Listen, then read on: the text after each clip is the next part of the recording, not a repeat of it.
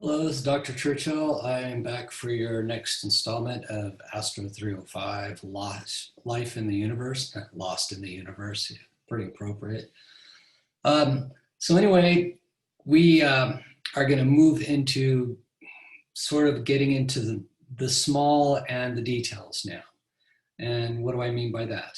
I mean that um, now that we've gone through what it is to science and this idea of how science is done, which I hope you enjoyed through giving it sort of as a story and some history, and then going through the very large scale cycles of the universe and how the context of our existence fits into that, as well as the development of life itself on any planet. Throughout the whole galaxy or throughout the whole universe, we are now going to come down and focus on the planets. And in particular, we're going to come back and we're going to focus on Earth first because it's our one data point. That's all we have as far as knowing if there's life in the universe is that there's life on Earth. So we want to study this data point in great detail. And so today, what we're going to do is go through the geology of the Earth and the habitability of the Earth, if you will. And basically how that geology gives rise to a lot of various effects that promote the three ingredients that are necessary for life, which we will get into in a later chapter. But that's obviously chemical elements for life, energy for life, and then some kind of mechanism for transporting nutrients, if you will, or elements and chemical elements. So chemistry and biochemistry can happen. And that happens to be water, that transport medium. So let me go ahead and share my screen and we'll get started today. All right, hopefully what you are seeing now is my first slide for chapter 4 of our textbook. And this is called the habitability of Earth. And so I obviously have a background that I'm sitting on, which is a volcano showing the active geology of our planet even today. And then of course, the photograph for this entire module is also active geology. So why do we care about all that active geology and why is it so crucial? And that is, of course, geology and life number 4.1 here on our learning goals. But then we're also going to go about reconstructing the history of life on Earth. And we will talk about that somewhat in this segment, but really this module chapter is going to be more about how do we understand the time span on Earth, how do we place things in chronological order, relative to each other, and then how do we place things in order in an absolute sense, so an absolute timing of the history of the planet. And so we're going to talk a little bit about fossils and what the geological record shows. Then we'll have a brief pause to look at that history of Earth, which is going to show the different eons and the different eras of Earth. And we're going to talk about those. And in a later chapter, we're going to go through some of those in more detail. But today we're going to give you the overview. And then we're going to talk about the active geology of the Earth. Why is it so active and why is that so important? And what kind of things are happening, including what plate tectonics are doing and why plate tectonics might be extremely important. If you want to find intelligent life or life on another planet in the solar system, you might find that you have to look on geologically alive planets as opposed to geologically dead planets. Okay, there'll be more of that throughout the semester as well. One of the things that you buy or purchase with a geologically alive planet, if you will, is a magnetic field. And we'll talk about the conditions that set up the Earth's magnetic field, and then we'll talk about why it's so important for life that we have a magnetic field. Last but not least, we will talk about the climate. We will talk about the temperature of the Earth and its history. to do so, we need to understand something called the greenhouse effect. And in the process, you'll learn a little bit about what greenhouse gases are, and then how the climate of the Earth is regulated through the greenhouse effect, and what the dangers are, with the greenhouse effect in terms of something we call a runaway greenhouse effect, a process that has happened on Venus. And because of that, Venus is about 900 degrees Fahrenheit on the surface and highly, highly dense atmosphere. So when you're on the surface of Venus, the atmosphere is so thick, it's like being about 2 miles down in the ocean, that kind of thickness and pressure, which is extreme, but 950 degrees Fahrenheit. So that is the danger of a runaway greenhouse effect. Okay, so let's move on from there. So here is Mother Earth. This is the jewel that we were going to spend the next hour plus talking about. And again, as I outlined before I introduced the slides, we'll talk about determining the relative ages of things on the Earth, maybe talk a little bit about its evolution, not so much about its formation, but the geology and the climate and the relationships between those and life. And I just love to show this picture because it's an extremely breathtaking view of our planet. And we're right there, I guess. Okay, so let's just briefly talk about geologically alive versus geologically dead, just as an introductory flyby, if you will. Here are some planets and moons in our solar system. We have on the left Mercury, then we have Venus and Earth, and you can see that they are both similar size and similar mass planets. Venus, of course, is closer to the sun than the Earth is. And then the Earth has a moon, and then we have the fourth planet out, Mars. So the first enter 4 planets plus the Earth's moon. Now, if I was to say who's geologically alive and who's geologically dead, I would say Mercury and the moon are definitely geologically dead, okay? There really is not much happening. That's not to say that nothing's happening, but effectively those bodies are pretty much frozen, and I don't mean frozen in temperature, but I just mean the surfaces aren't changing, the interiors aren't changing. It's basically in a steady state and not evolving or changing. Venus is something we don't really know all about. We know that in the past for certain that it was geologically active. And one of the things you can see, if you can penetrate the cloud cover and you can see down, you can see that there were volcanoes on the surface of Venus. They've all been sort of flattened from the pressure of the atmosphere now because of the runaway greenhouse effect. But nonetheless, there were volcanoes and lava did flow, and we'll talk later about how we believe there was even oceans of water on the surface of Venus in the past before it had its catastrophic runaway greenhouse effect. We have planet Earth, which is definitely geologically alive, one of the most geologically alive bodies in the solar system. Turns out that one of the moons of Jupiter, or several of the moons of Jupiter, are geologically active. One with volcanoes. And one of the things that you see about geologically alive planets is that they are constantly repaving themselves. There's erosion, there's weather, and so their surfaces are constantly changing. And there's a lot of cycling going on. There's currents of water where certain temperatures and densities of water are being migrated around the planet, and this carries with it effects for the climate and the atmosphere. And so you have this constant cycling going on. You also have cycling of, say, the carbon dioxide, some of it in the ocean, some of it in the atmosphere, and then because you have volcanoes, some of it comes back out in the atmosphere, some of it from the oceans, and the geology gets put back into the mantle. And there's these cycles, okay? That's the main point. And we're going to talk about how those cycles are so important for life on a planet. Moon, geologically dead, okay? And Mars, well, again, had a geologically alive period. There are some definite volcanoes that are dormant on the surface. And there's the signs of, from the past, running water. And signs of large oceans on Mars, signs of an atmosphere. But again, it has pretty much gone dormant. It is very, very, very slow with any geological evolution. So today, let's talk about this geologically alive Earth.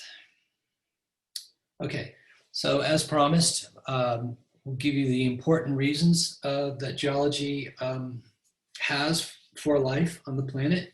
And those three reasons are volcanic activity, plate tectonics, and magnetic field. Okay. All right, so why is volcanic activity important? This is one way that gases that are trapped in the mantle could come back out into the atmosphere. And so you have a cycling of material from the planet body into the atmosphere. Okay, and this is one way we believe the atmosphere was actually created, was through volcanoes outgassing material.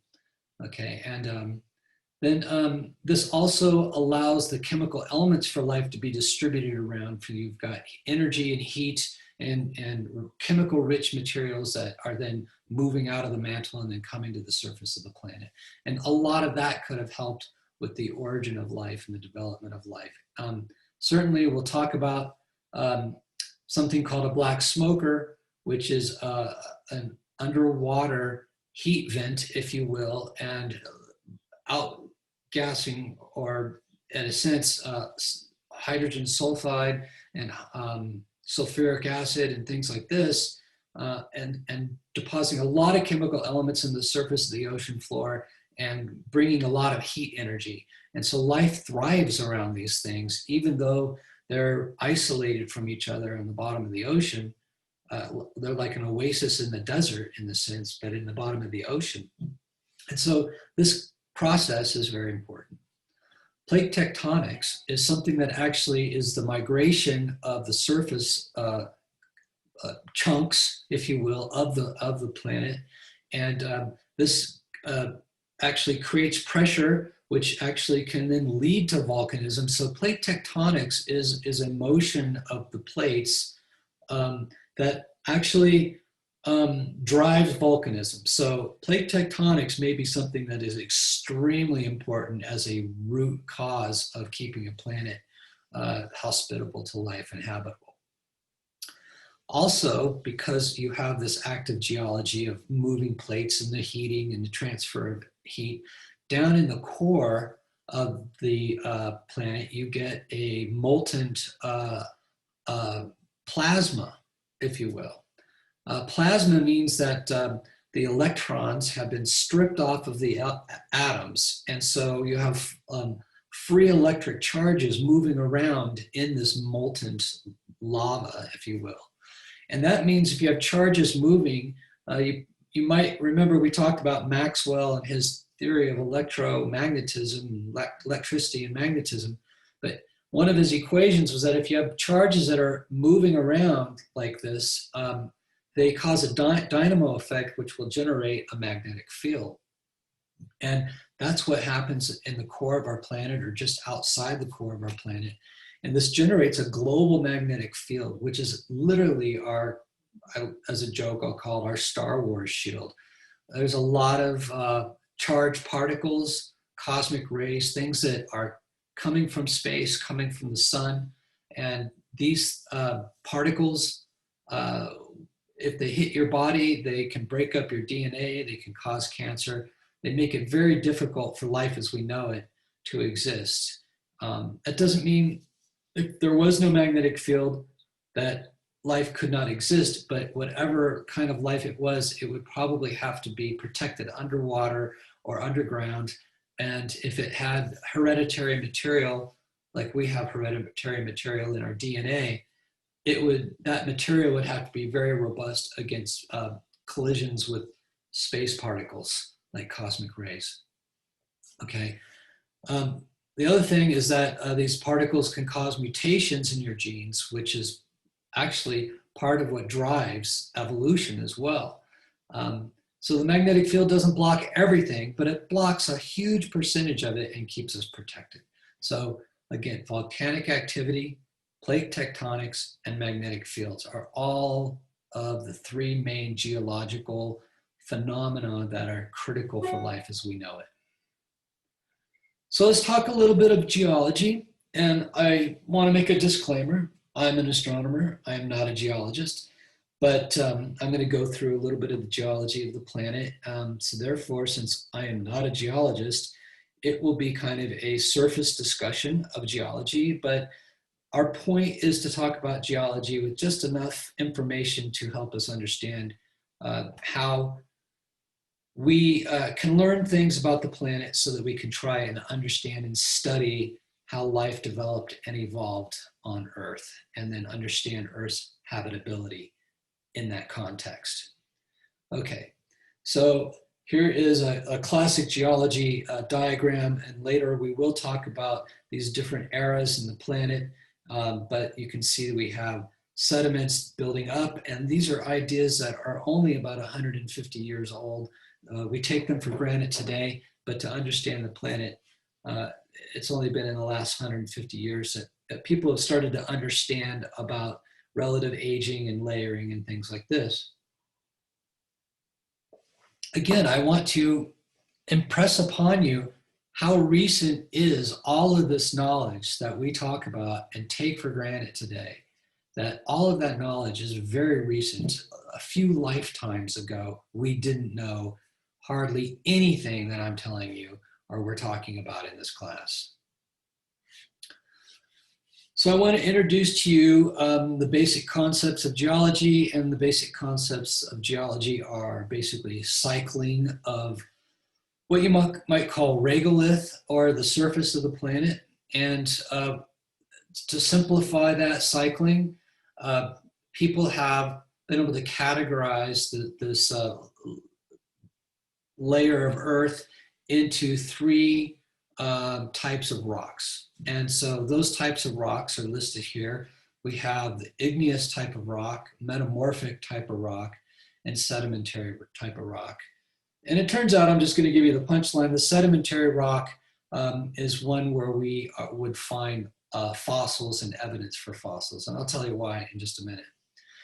Igneous rock is the kind of stuff that comes out of volcanoes, you know, the lava that it's molten. The rock has at one point in time been molten, you know, and therefore then cooled and solidified to become igneous rock.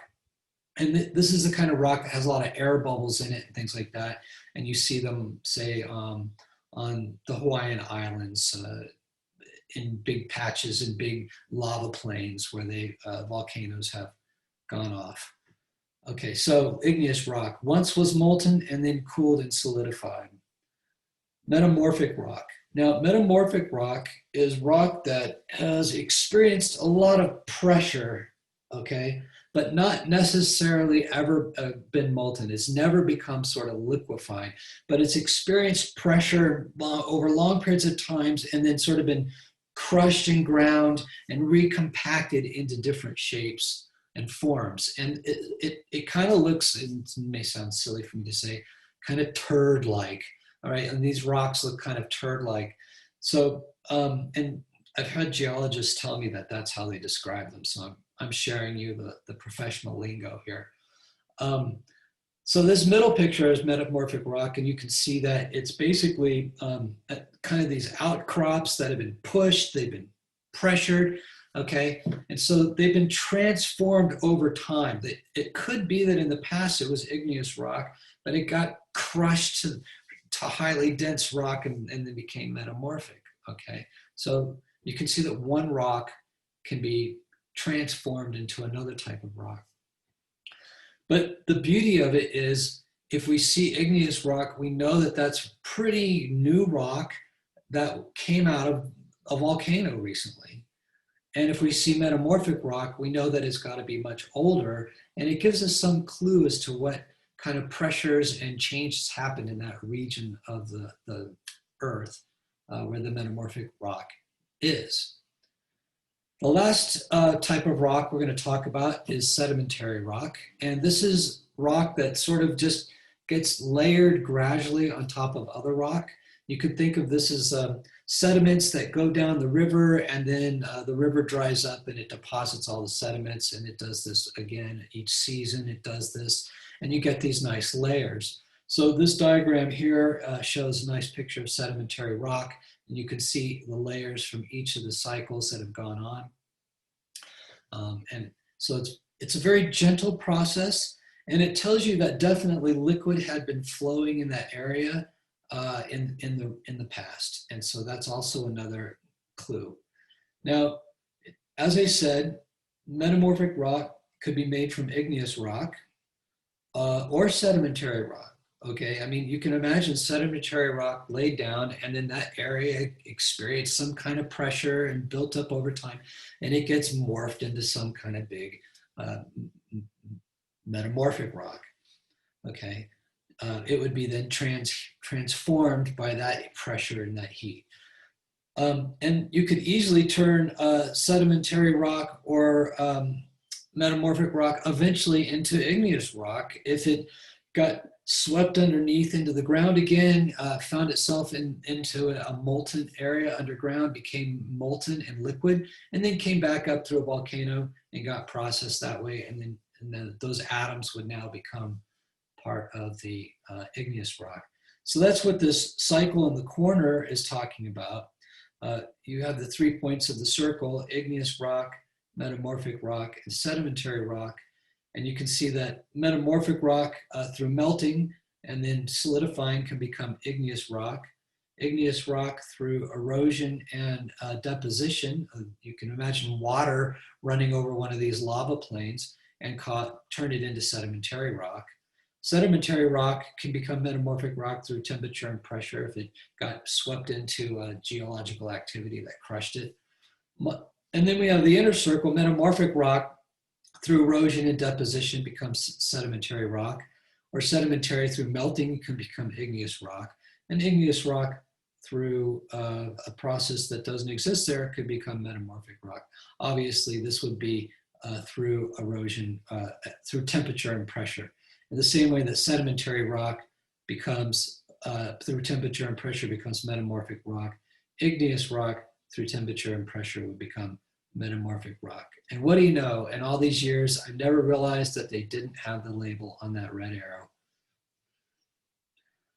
Okay, so why did I say earlier that sedimentary rock is some of the most interesting rock for studying life?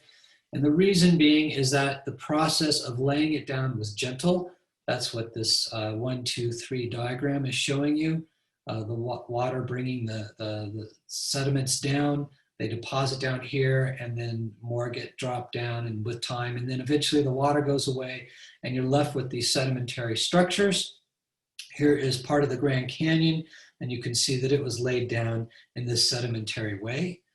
And because it was done gently, then it was not violent or destructive to the fossils that might be carried in through the liquid or the flow. So you can see that you would have some shells or some bones or whatever covered gently or brought down and deposited gently, and so you could get these layers of different fossils in your sedimentary rock. Metamorphic rock, not so much, because what's going to happen there is the shells or the bones are going to get crushed with the rock. They're going to get metamorphosized as well. And of course, if the rock becomes molten, anything else that's in it will be molten, and you will lose record of the of life's history through fossils. So sedimentary rock is clearly your rock of choice for trying to find fossils and study the history of life on the planet. Okay. Now, that first diagram I showed this big stack of sediments and stuff like that. And we talked about briefly that that's a relatively new idea, that if you go deeper down into the sediments, you're actually looking at sediments that were laid down further in the past, and therefore you're looking back further in the past. And as you get close to the surface, that's younger ground, and therefore you're not looking as far back in the past. And that's just like, everybody knows that today. But I'm telling you, it's a relatively recent idea. So what this diagram is talking to you, I had underlined relative. This is, how do you tell the relative chronology of sedimentary strata? Well, you study it by looking at certain types of fossils or certain types of minerals. And you could study this mountainside over here, and you find that these layers go in this kind of order. They have different minerals, and you see fossils in this particular layer, which has certain types of minerals. And then you could go somewhere else on the planet, and you could see the same layers. You might even see a newer layer, but eventually you find that your layers kind of start to match up, and you see those minerals and those fossils here. And you would realize that you were looking at the same period of time on this part of the planet when you look at this material as you're looking and you'd be looking at the same period of time historically in the history of the Earth when you looked in this part of this sediment at this part of the planet. So that's the idea of getting some kind of idea of the relative ages and relative strata. But unfortunately, without knowing the actual history of how those strata were laid down, you can't get absolute time. And to really understand the habitability of the planet and the evolution of life, you really need to have a real time scale, not just sort of this came after that and this came after that kind of thing. We'll get to that very shortly when we talk about radiometric dating. But first, I just want to talk about the motion of the Earth's crust and its mantle, and basically this phenomenon we call plate tectonics. Now, just so you understand, plate tectonics was a theory that was proposed in the 1960s when I was in grade school. And the people who proposed it were very much the outsiders. They were young geologists. They were a new generation of geologists, and the old guard would have nothing to do with it. And so it took a while for plate tectonics as a theory and as an understanding of phenomenon of how the planet behaved and what governed its evolution. It took a long time, about another 10 years, to become accepted. So you think about that, that's back in the time of Richard Nixon and the Vietnam War, that plate tectonics was adopted as a working theory and accepted as a working theory. So again, very recent information that today to us seems, you know, how could anybody not know that information? Okay, so here's a diagram, and you see that we have this hot mantle of molten rock, if you will, a lot of silicons and silicates and things like that. And there's convection that goes on there. And convection is kind of like what you see with boiling water. When you have areas that are warm and hot, they get lower density and therefore become lighter, and they're buoyant and they will rise. And areas that are cooler, they become denser. And so they become, that area, a little pocket becomes heavier compared to the surroundings, and it will sink. And so you get warm things rising and cool things sinking. And that's this process of moving energy, hot energy up and cold energy down, and mixing energy, and we call this convection. So we get these areas where the hot areas are rising and the cool areas are sinking. And so what happens on the planet, on the surface, what are the effects that you see? Well, let's look at this area where heat is rising. So here's a convective cell where the heat rises, and here's a convective cell, the heat rising. And what you get is a pushing up. And so this is actually the ocean floor, and there's a pushing up, and this is called an oceanic ridge. And this is where the crust is being pushed up constantly, and igneous rock is coming out. So there's a lot of gas and things like that. But igneous rock is coming out, and this is where the newest crust on the planet is being formed. So the mid-oceanic ridges are the youngest crust on the planet, okay? And then because it's coming up, it's pushing the other crust away. And so you get a pushing away this way and a pushing away that way, and there's a spreading of the ocean floor. And so this is an example of the Atlantic Ocean, where you have Europe over here and North America over here. Here's the mid-Atlantic ridge, and you get a pushing this way as material comes up, and you get a pushing this way as material comes up. And so the ocean is actually growing in length, and you get Europe moving away one way and North America moving away the other way. And so this is what causes the plates to move, is this kind of behavior. Now, where the convective cells are going down, a lot of time you see something called sublimation. I said that word. I don't think that it's written. Oh, here it's called subduction. So you get the subduction zones, okay? And in the subduction zones, this is where, you know, your mid-oceanic ridge is pushing your plate of your ocean plate this way. The North American plate's being pushed this way. And one of them's got to give. So the ocean plate gives and it goes underneath the North American plate. And so this is called subduction. You ever wonder why there's so many volcanoes along California, and then there's the Cascade Mountains in Oregon and all the way up in Washington and then all the way to Alaska? That's because this is the area along the North American continent or plate where the Pacific plate is going underneath and pushing underneath and causing a great amount of tension and stress here, and you get molten rock coming up and forming these volcanoes. You also get large mountain ranges like the Sierra Nevadas and the Rockies. And those are all metamorphic rock. The Sierra Nevadas, all that granite up there by Lake Tahoe and Mammoth, where people go skiing. And then the Grand Tetons and all those mountains out there and through Colorado are also, again, metamorphic rock that are pushed up through this subduction of that plate. So you can see that plate tectonics really drives energy, it moves energy around, and it cycles all of this energy. So this is a very, very key thing. And it does tell us that the mantle is molten, and that's going to be important later for our discussion of magnetic fields. If you look at the plates, this is a nice little diagram that shows you what directions they're all moving.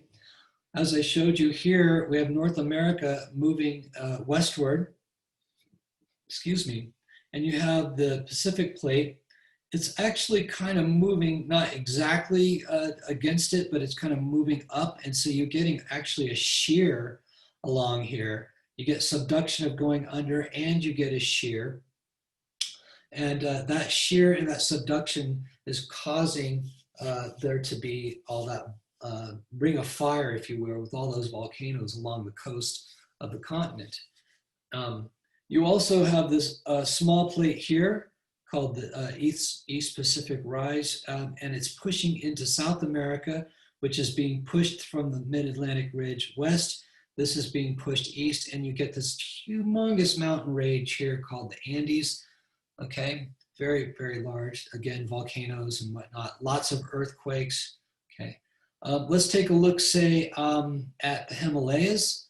The Himalayas are another area where you have a huge mountain range. And what did that come from? That came from this plate here in Australia, the Australian plate moving upward, and it carried with it India, and it is pushing it into the southern part of Asia and causing this. You might wonder why Japan has so many volcanoes and so many earthquakes, because it's also right on the edge of one of these plates as well. Here's Japan right here, sorry, but the plate is moving this way. So long story short, the Earth is geologically active. Plate tectonics is an accepted theory, and it explains where the mountain ranges are, how old they are, and everything comes together and makes perfect sense once you start seeing the Earth as this geologically alive entity that is undergoing what we call plate tectonics. Okay, so now we've talked a little bit about rock types and how they change from one another and those cycles and the importance of sedimentary rock. We've talked about relative aging of layers, and then we've talked about the plate tectonics and the motions of things like that for the Earth. I am now going to spend quite a bit of time talking about something called radiometric dating. And radiometric dating is the key to getting what we call absolute chronology. In other words, how to get the actual timeline itself. And this is an atomic process. This is a process that involves quantum mechanics, which we're not going to go into. But we are going to talk a little bit about what are the forms of radioactivity, okay? And that's why we get the name radiometric dating. because it comes from the process of radioactivity. And to do that, we are going to have to talk a little bit about subatomic particles. So there's going to be a little bit of atomic particles, and then we're going to talk about how we use the radioactivity and radioactive decay to do radiometric dating. Now, it has nothing to do with radio. It just is, there was an element called radium, and radium was the first element to know to be radioactive, so it became radioactive. And so the radio has nothing to do with like AM radio or FM radio. It has to do with radium active, radioactive. Okay. Now, you've probably heard about radiation, and you've probably heard radiation is bad for you. It's true. Too much radiation is bad for you. But radiation is everywhere on the planet. It's everywhere in space. It's everywhere. It's part of the universe. And in fact, I'm going to teach you about some processes today that if they didn't happen, our sun wouldn't shine. Our sun, the process by which it shines, it depends upon the forces in nature that are behind radioactivity and radiation. Okay, so be thankful that it exists, or we would not exist. So it's good. Okay, radioactivity is a good thing. It's just if we have too much of it in too high of concentrations, that it can be harmful to you.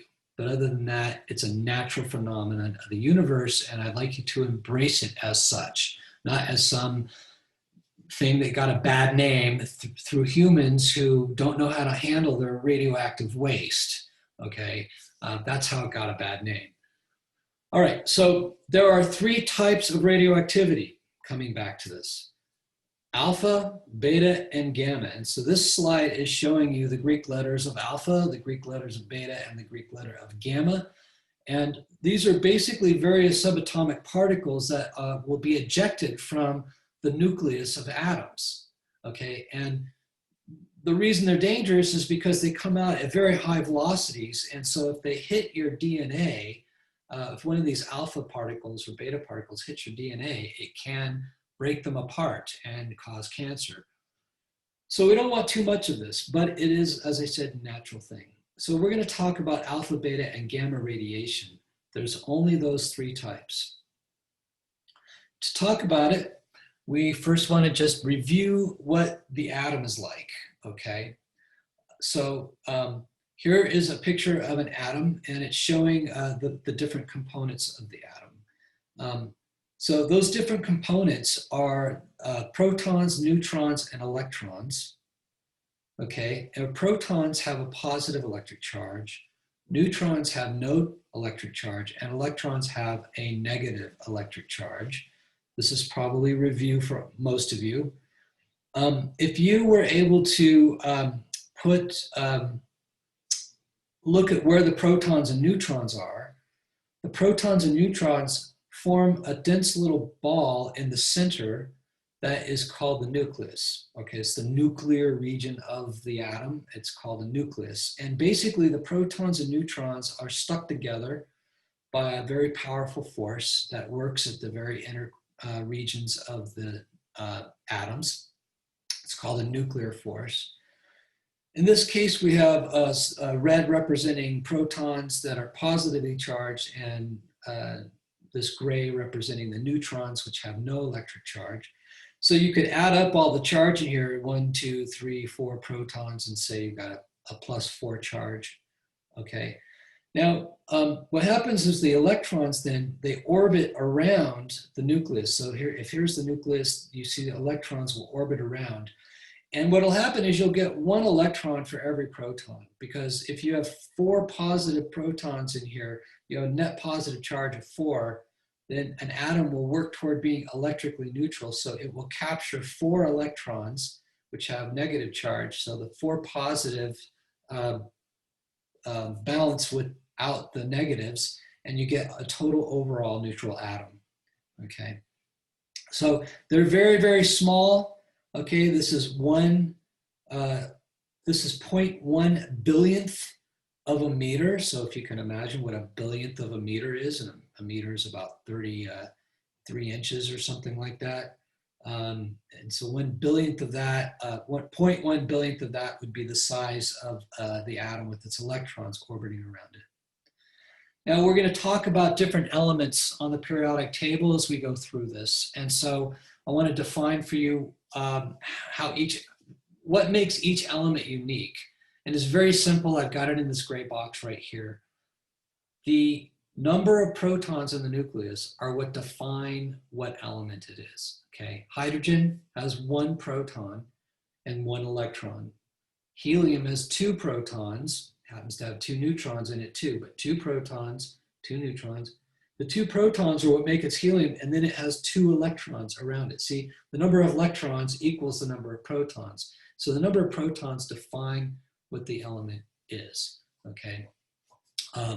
So we call the number of protons the atomic number. If hydrogen has 1 proton, it has atomic number of 1. Helium has 2 protons, has atomic number of 2. Blah, blah, blah, blah, all the way down the periodic table. Okay, so I might use the word atomic number. I might use number of protons, but the point is, I want you to remember that it is the number of protons, or the atomic number, that defines each element, okay?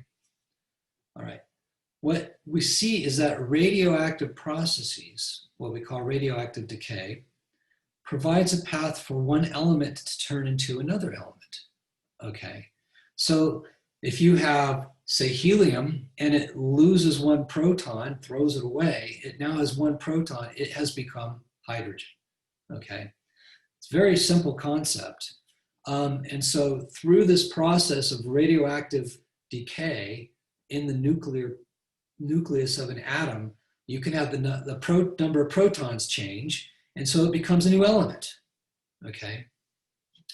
And now all of you are thinking, how can I turn all of the dirt outside into gold atoms? Okay, well, it would require a lot of energy, but it could be done somehow. If you take some nuclear physics, then you might be able to figure out how to do it. Okay, so anyway, if one element, again, has changed into another element, and I put it down here at the bottom to emphasize it, that means that the number of protons in the nucleus had to change. Okay, something happened and some particles got spit out or whatever, such that the number of protons changed. Okay. Okay, so let's talk about alpha, beta, and gamma decay. So here I have a nice big fat nucleus. Okay, the nucleus before the decay, or the element before the decay, we call the parent. And after the decay, we call that the daughter. Okay, so the way these diagrams works is you start with the parent, and then some process happens, given by this arrow, some process happens, and then after the process happens, what do you have? You have the daughter nucleus, or the daughter element, which is a little bit different than the parent, mostly because probably the number of protons and neutrons inside changed, and now becomes a new element, the daughter. And after that process, not only do we have the daughter element, but we have some particle that used to be in this part of this nucleus, flying around out away from the parent and the daughter, or I should say away from the daughter. Okay, what is alpha decay? Well, let's consider these little off-color particles here. Again, protons are red, they're positive charge, gray is neutrons. But let's look at these 4 here. These are these 4 particles. It turns out that if sometimes packing all these things together, there's a lot of tension, okay, a lot of energy, and it wants to relax. It just wants to relax a little bit from that tension. It's kind of like standing for too long, and then it wants to sit down. It's a lower energy, it's more relaxed. And so it's gonna throw these 4 particles out of the nucleus. It's just gonna get rid of them, and then it's gonna settle down into a new nucleus, which we call the daughter. And these 4 particles would be 2 protons and 2 neutrons, okay? Now it turns out that this grouping of 2 protons and 2 neutrons has been dubbed an alpha particle. It's a historical reason that before people understood that this thing was made of protons and neutrons, they had to give it a name, and they called it an alpha particle. And it was only in the 1910s that this all was discovered, okay? So an alpha particle is just basically a helium nucleus. Remember I said helium has 2 protons and 2 neutrons? So this is really basically a helium nucleus. It's weird. It's like this parent nucleus just throws a helium nucleus out, okay? We call it an alpha particle. Now, notice that the daughter has 2 fewer protons in it than the parent did. Okay, so the parent had, say, I don't know, 10 protons in it. It threw out an alpha particle, which means it threw out 2 protons and 2 neutrons. Now the leftover daughter nucleus has 2 fewer neutrons in it, and so it has 10 neutrons in it. I think I did it from 12 to 10, right? And so it's now a different element on the periodic table. Okay, so the daughter is a different element with a lower atomic number, fewer protons, 2 protons. Okay, alpha decay. You throw out a little particle called an alpha particle, which is a helium nucleus of 2 protons and 2 neutrons, and you're left with a daughter nucleus, which has 4 fewer nuclear particles in it, 2 of which are protons, 2 fewer protons. Okay, now let's talk about beta decay. Beta decay is actually the one that's very important for stars to shine. And I can't go through all the details because actually it involves, if you really want to understand it, going down to the very quarks themselves and these things called carrier particles. They're called W particles and Z particles, and they transmit something called the weak nuclear force, and they allow protons to turn into neutrons, and they allow neutrons to turn into protons. You don't need to know all that, but I just want to let you know that there's more going on underneath the hood than what's on this slide, okay? In short, what is beta decay? Beta decay is where a beta particle is ejected from the parent nucleus, okay? Again, here's your diagram. We're going to pick this particle out here, okay? It's a neutron. Doesn't have a plus sign, it's a neutron, okay? And something happens in this nucleus, and afterwards you're left over with the daughter, and lo and behold, now that neutron is turned into a proton, and it has spit out a electron in the process. Electron is another name for a beta particle. Again, same thing. They knew some particle was flying out. They called it a beta particle because it was different than an alpha particle. For one, it was negatively charged rather than the positively charged like the alpha particle is. And so they just named it beta. And then later on they learned, oh, the beta particle is an electron, but the name stuck for beta decay. Okay, so what's really happening in this process is that a single neutron in the parent nucleus has changed into a proton, and in so doing has ejected an electron. Now this is great because electrical charge is conserved. The neutron has no charge, the proton has plus charge, and the electron has minus charge. So over here you have a minus and a plus. You add those together and you get a neutral, and you started with a neutral, so you conserved electric charge. What's happened here is that your neutron is turned into a proton in your nucleus, so your daughter has 1 more proton in it than it did before as the parent. And so it now has changed atomic number and it become a new element with 1 higher atomic number. Okay, and last but not least is the gamma radiation, if you will. And gamma radiation is not it's not a particle. It actually is a gamma ray is ejected from the nucleus of the parent. And a gamma ray is basically a highly energetic light beam. If you will, we call a particle of light a photon. You're not going to need to know that, but I might use the word now and again. Photon is spelled P-H-O-T-O-N. And a photon is one of Maxwell's electric and magnetic light beams, if you will.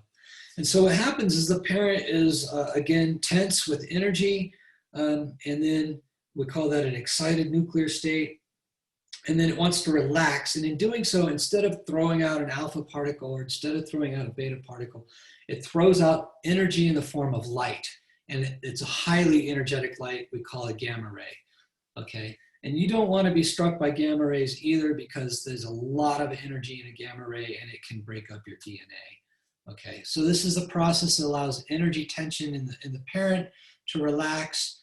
And you have a daughter, which is the same element now. Okay. So in gamma radiation, the element does not change. Okay, you start with the parent, it emits light energy, and then it's the same element when it's over. It did not change its number of protons in its nucleus.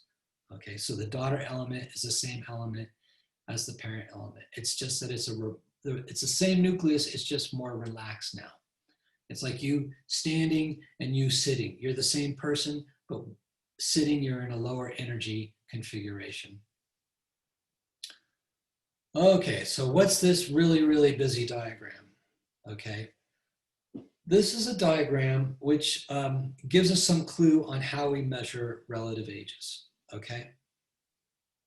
And what we're gonna do is we're gonna start up in the upper left corner with a uranium-238 nucleus, if you will. Now, uranium-238, it has 92 protons and a large number of neutrons, such that the total number of protons plus neutrons is 238. So that's why we call it uranium-238. The protons tell you what element it is, the number of protons tell you what element it is, and 238 tells you how many total particles you have in the nucleus, protons plus neutrons here, okay? So uranium-238 is excited and tense, and it wants to relax, and it does alpha decay. And so that's what you're showing here is an alpha particle or a helium nucleus being thrown out. And what happens now is it threw away 4 particles. So now it threw away 2 protons. It changed uranium to thorium, but it threw out 4 nuclear particles altogether. So that's thorium-234. So you see how we reduce the particles by 4. Thorium-234 is tense, and it goes through the process where it turns one of its neutrons into a proton and spits out an electron or a beta particle. So thorium-234 is radioactive, it's unstable, and it does beta decay. So here's an example of the beta decay, okay? Now, when that beta decay happened, what happened? One of our neutrons turned into a proton. So we're no longer thorium, we're now protactinium, okay? But we still have the same number of total protons plus neutrons, so we're protactinium-234. Okay, this bad boy also experiences beta decay. Off it goes, okay? And when it does so, one of its neutrons turns into a proton. So we add another proton and we get back to uranium. Now that is too cool, isn't it? We started with uranium-238. We threw away 2 protons. We're now thorium. We now turn a neutron into a proton. We're protactinium. And now we turn another neutron into a proton and become uranium. So we got back our 2 protons and we're uranium-234 because we lost these 4 nuclear particles back there. Well, uranium-234 does alpha decay, and then it becomes thorium-230, 234 to 230, and it's going to uranium to thorium because it lost 2 protons. And it does an alpha decay, becomes radium-226. It does an alpha decay, becomes radon-222. It does an alpha decay, plutonium, beta decay, lead, bismuth, beta decay, polonium, alpha decay, lead-210, beta decay, bismuth-210, blah, blah, blah, blah, blah, blah. Finally, we get to lead-206. We've lost almost 30 of our nuclear particles through alpha and beta decay, all the way starting with uranium-238, and we're left over with lead-206, and lead-206 is stable. It will not undergo radioactive decay. It is happy, okay? So this is the process in which if you happen to pick up some uranium-238, put it in a jar, don't stand too close to it because it's going to be throwing out helium nuclei and electrons, or alpha and beta particles. And you're going to slowly watch it turn into thorium and then back into uranium and then to thorium and then to radium and polonium and bismuth and blah, blah, blah, and then turn into lead-206. And if you left it there long enough, it would eventually all turn into lead-206, okay? So we start with a parent and then we have what's called a stable daughter. These are unstable daughters as you go through it, and this is the stable daughter, okay? Another example is carbon-14. Carbon has 7 protons. Carbon-14 has 7 protons plus 7 neutrons. One of these decay, and when it decays, one of the neutrons turns into a proton, and now you have nitrogen. Okay, I lied. Carbon doesn't have 7 protons. I was just testing you. Carbon has 6 protons. Sorry. Carbon has 6 protons, and then there would be 8 neutrons. One of the neutrons turns into a proton. Now you have 7 protons and 7 neutrons, and you get nitrogen-14. So carbon-14 can turn into nitrogen-14. And we're going to talk now about something called a half-life, okay?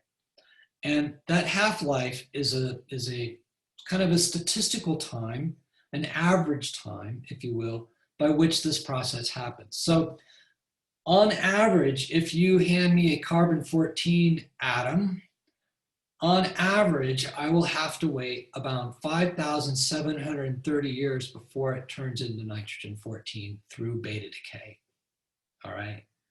It's on average. We're going to define this much more accurately in the next coming slides. But half-life is something that is very, very important for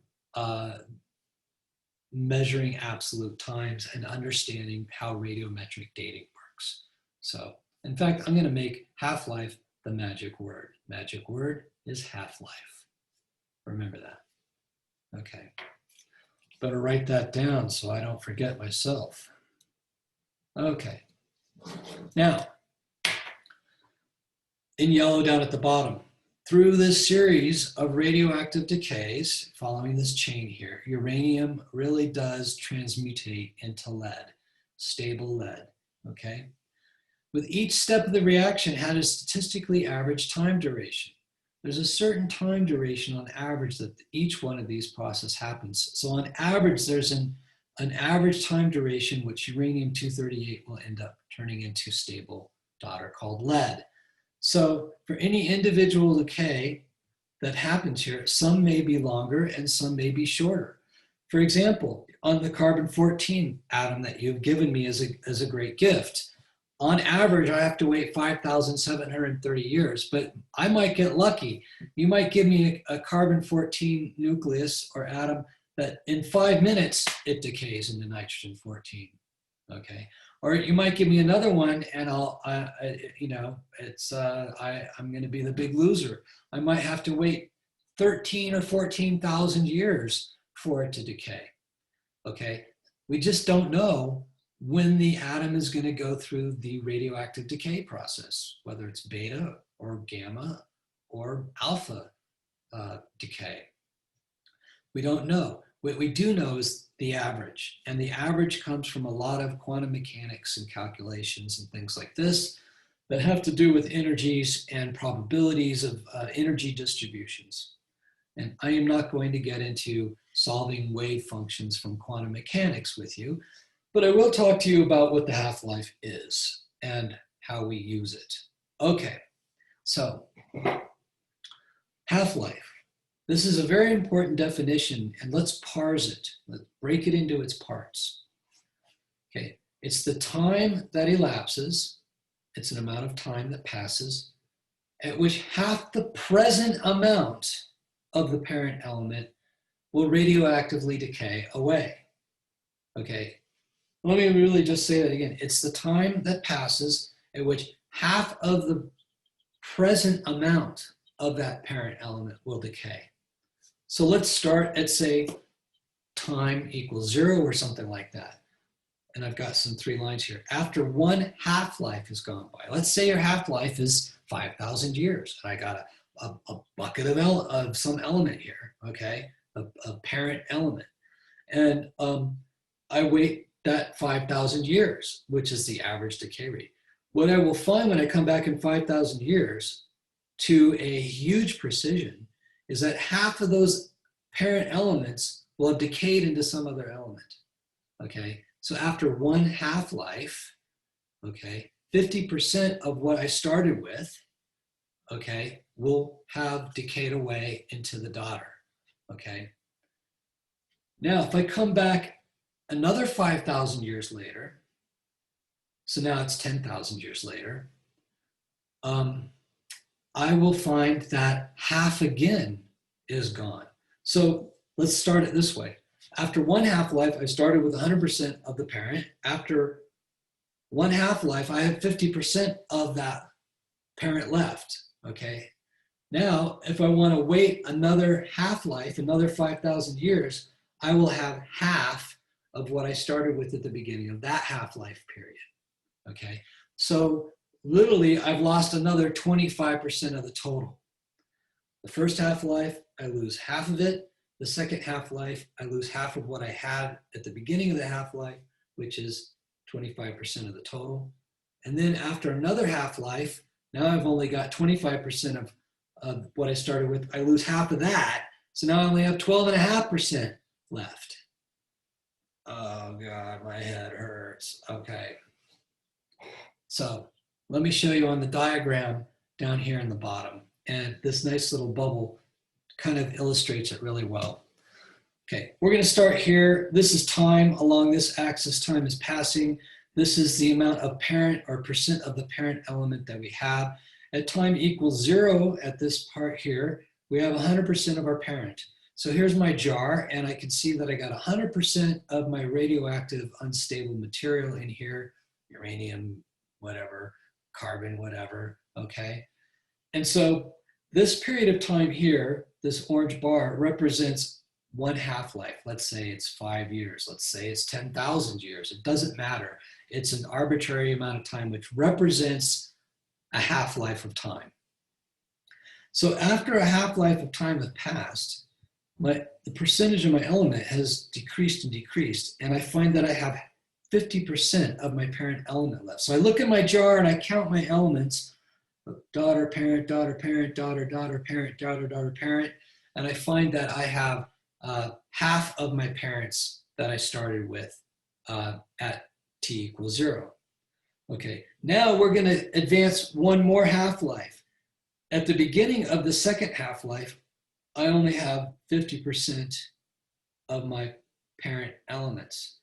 So when I go one more half-life, I'm going to find that half of those have decayed away. Okay, so let's say I started with 100 elements here. When I go one half-life, I count and I go, oh, I got 50 elements left. Okay, now when I go another half-life, I started with 50 elements. Half of those decayed away, and now I only have 25 of my parent elements left, or say in this case 25%. Now, can you see what was going to happen if I go one more half-life? I start this half-life period with 25 parent elements, and so after another half-life has gone by and I get here in time, okay, I'm only going to have 12 or 13 left. 12 and a half. Half of the 25 is 12 and a half, but you know, this is an on average thing. So this is how half-life works. With each successive period of time that passes, where the units of period of times are half-life units, say 5,000 years or 2,000 years, whatever it is, then I keep getting half of what I had in the previous half-life interval. Here's some barrels. Here's my jar of parent starting at t equals 0. After one half-life, I have half parent and half daughter. After two half-lives, I have 1/4 parent and 3/4 daughter. Because what happened? At the beginning of this half-life, the second half-life, I started with this much parent. So after another half-life, I have half of what I started with. I hope that I've made sense here. This is the way that half-life works. It's a probability of averages. Okay, so all we have to do to tell time is measure the half-life of an element in the lab. Let's say our Our carbon, let's go back here, our carbon-14, we measure it to have 5,730 years, okay? So if I have a tree that has so much carbon-14 in it and so much nitrogen-14 in it, I can tell by the ratio of those elements how old the tree is exactly, okay? So I'm going to talk about that on this diagram. As you can see, half-life is a very important concept for this module. Excuse me. So let's just have a jar where we've got 100% pure parent isotope. That's a technical word. That just means element, if you will. I'm not going to get into what isotopes are. But I apparently use that word on this slide, but I want you to think of it as the parent nucleus or the parent element and the daughter element or nucleus. So if you have a pure parent element or nucleus, when the object formed, you measure the fraction that remains of that parent and what the fraction of the daughter is. And the ratio of those give you how old the object is, okay? This is using the statistical property of half times. Different elements have different half-lives, and so that's what this table 4.1 is talking about, and then we'll talk about the graph for potassium-40. So let's take uranium-238, which we talked about and showed the entire sequence of how it decays down into the stable daughter called lead-206. That process, that entire process, has a half-life of 4.47 billion years. Okay, that, ladies and gentlemen, is effectively the age of the solar system and the sun and the Earth. So if the Earth had formed out of a big ball of uranium-238, okay, today, half of it would be uranium-238 and the other half would be lead-206, okay, because one half-life has gone by since the planet formed. It's kind of a convenient half-life to have for that element. The uranium-235, which is the uranium that's used in the atomic bomb, it decays through a series of radioactive steps to lead-207. That process only takes about 700 million years, okay? Let's see, the dinosaurs ruled the Earth about 200 million years ago. Life really became diverse about 550 million years ago. So this is on the time period at which most life forms became complex.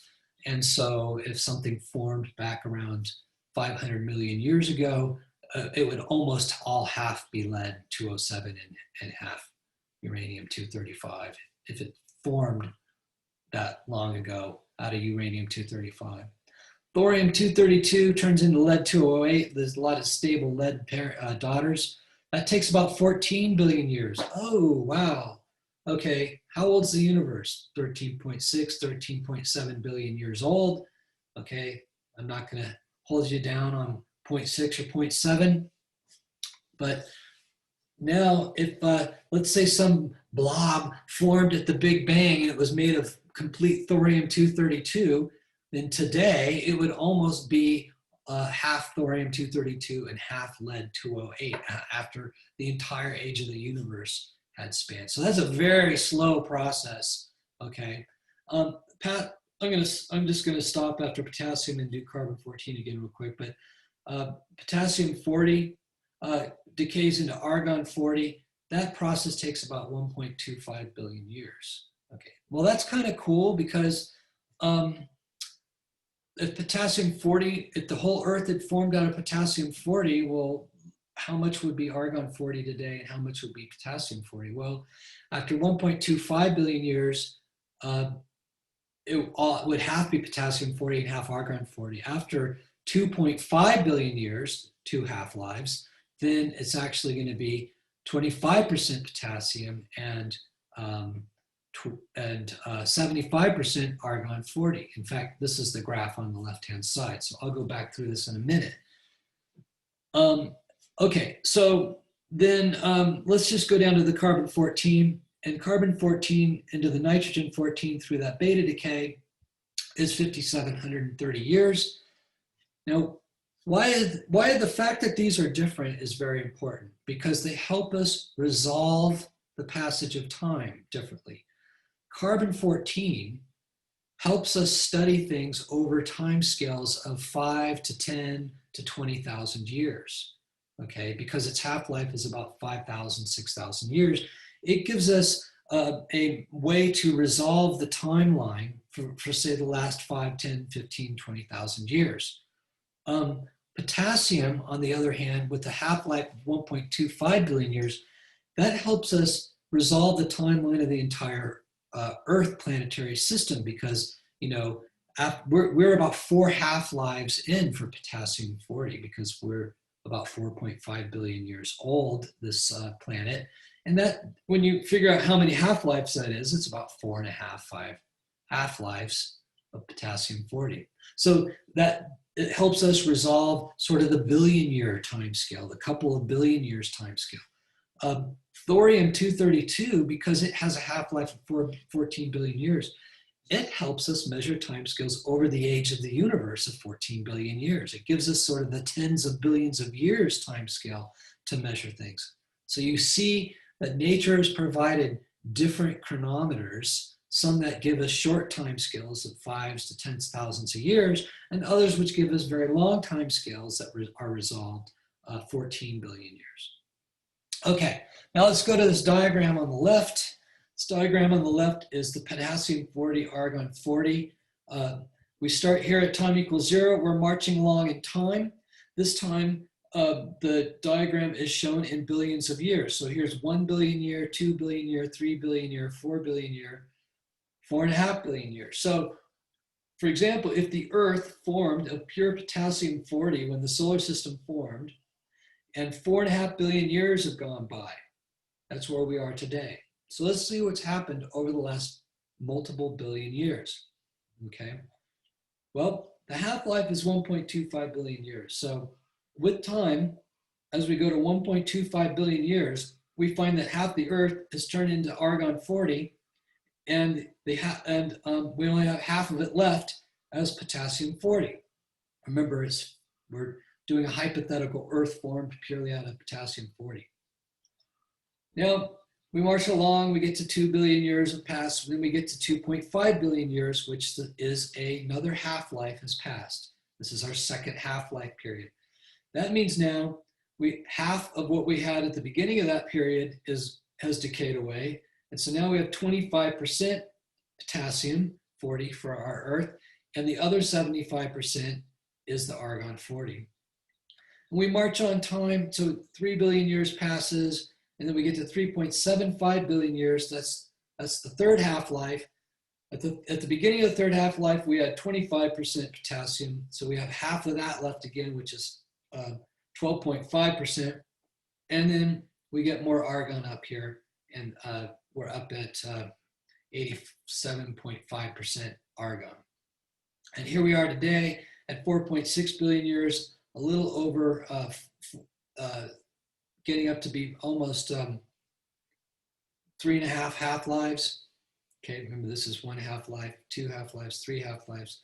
That would be 4 half-lives. So we're in the middle here, and so our Earth is going to be only, say, 10% or so, give or take, I'm just throwing out a rough number, of potassium-40 and about 90% argon-40. And so you can see that potassium-40 gives us a good timescale measurement. It resolves the several billion year timescale very well, that we can watch it decay over the period of several billion years.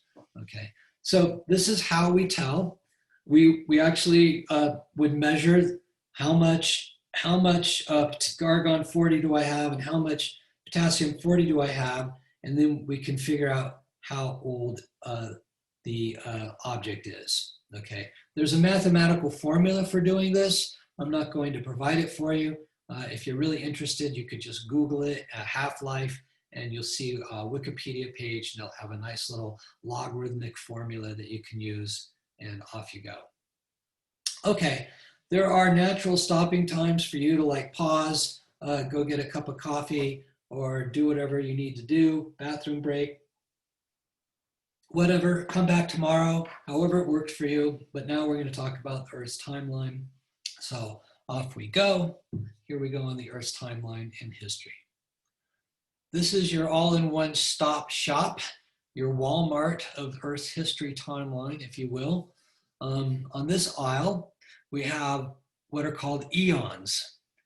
Okay, and eons are very long periods of time measured on the scale of billions of years. So you can see that this is the present time here, 0 billion years in the past, moving backward to 1 billion year, 2 billion, 3, 4, 4.6 billion years in the past, which is about when the solar system and the Earth and the sun formed. Okay, there are 4 eons in this period: the hellish, the ancient life, the earlier life, and the visible life. So you can see that we use life as a standard for marking the transitions between these eons. Again, eons are on the order of billions of years, okay? Now, if we look at this visible life period, which starts at about 550 million years ago, we can break that up further into what are called eras and periods. So on this aisle, we show eras, which are sort of on the hundreds of millions of years or periods. And then we have the periods, which are more on the order of tens of millions of years, okay? So it turns out that this Phanerozoic or visible life period is broke up into 3 different eras: the old life, the middle life, and the new life: Paleozoic, Mesozoic, and Cenozoic. I'm not going to expect you to remember all these names. That's not important to me. What's important is that you understand the way we break up eons, eras, and periods. I kind of do want you to know the 4 basic eons of hellish, ancient, early, and visible, okay? And then later on we'll talk, and I kind of want you to know what's going on in recent history down here, as well as just this little piece here. So basically what's, when it comes to the eon of the Phanerozoic, what caused the start of it and what's happening in the present time, okay? So as you can see in middle life, this is the period when the dinosaurs roamed the earth, okay? They came into being in the Triassic some 230, 40 million years ago. Then we have the Jurassic period where you have the big Paleosauruses, the big lumbering tall dinosaurs, huge dinosaurs in this period. You know, you've seen Jurassic Park. And then the Cretaceous, where you have the T-Rex and the Triceratops and the Stegosaurus. Now, unfortunately, in the movie Jurassic Park, they mixed some Cretaceous dinosaurs with some Jurassic dinosaurs, but T-Rex lived, over 100 million years after Apatosaurus and Brachiosaurus did, the big, long neck lumbering ones.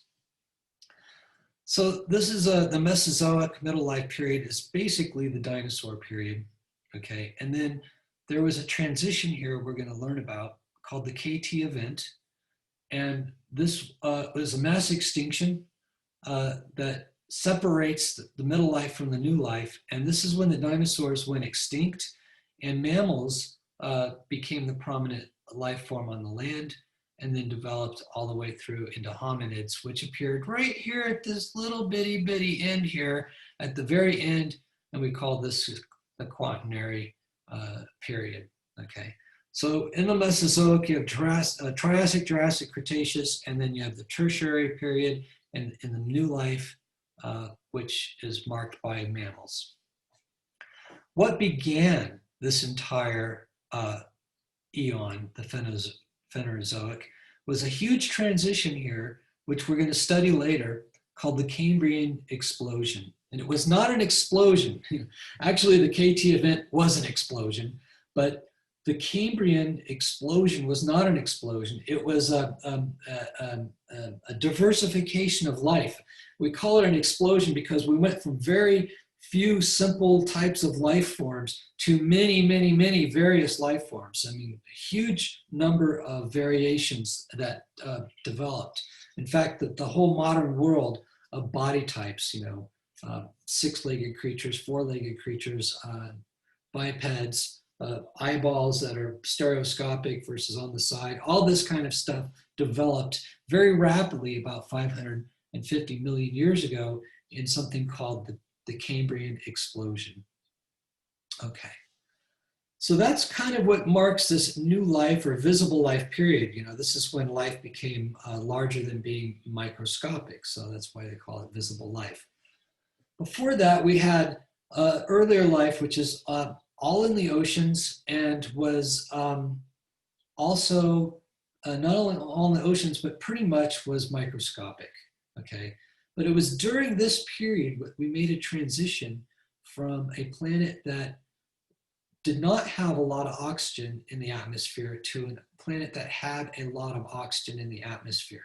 And this was a very, very important transition that happened that we'll study later, called the rise of oxygen. It happened about 2 billion years ago.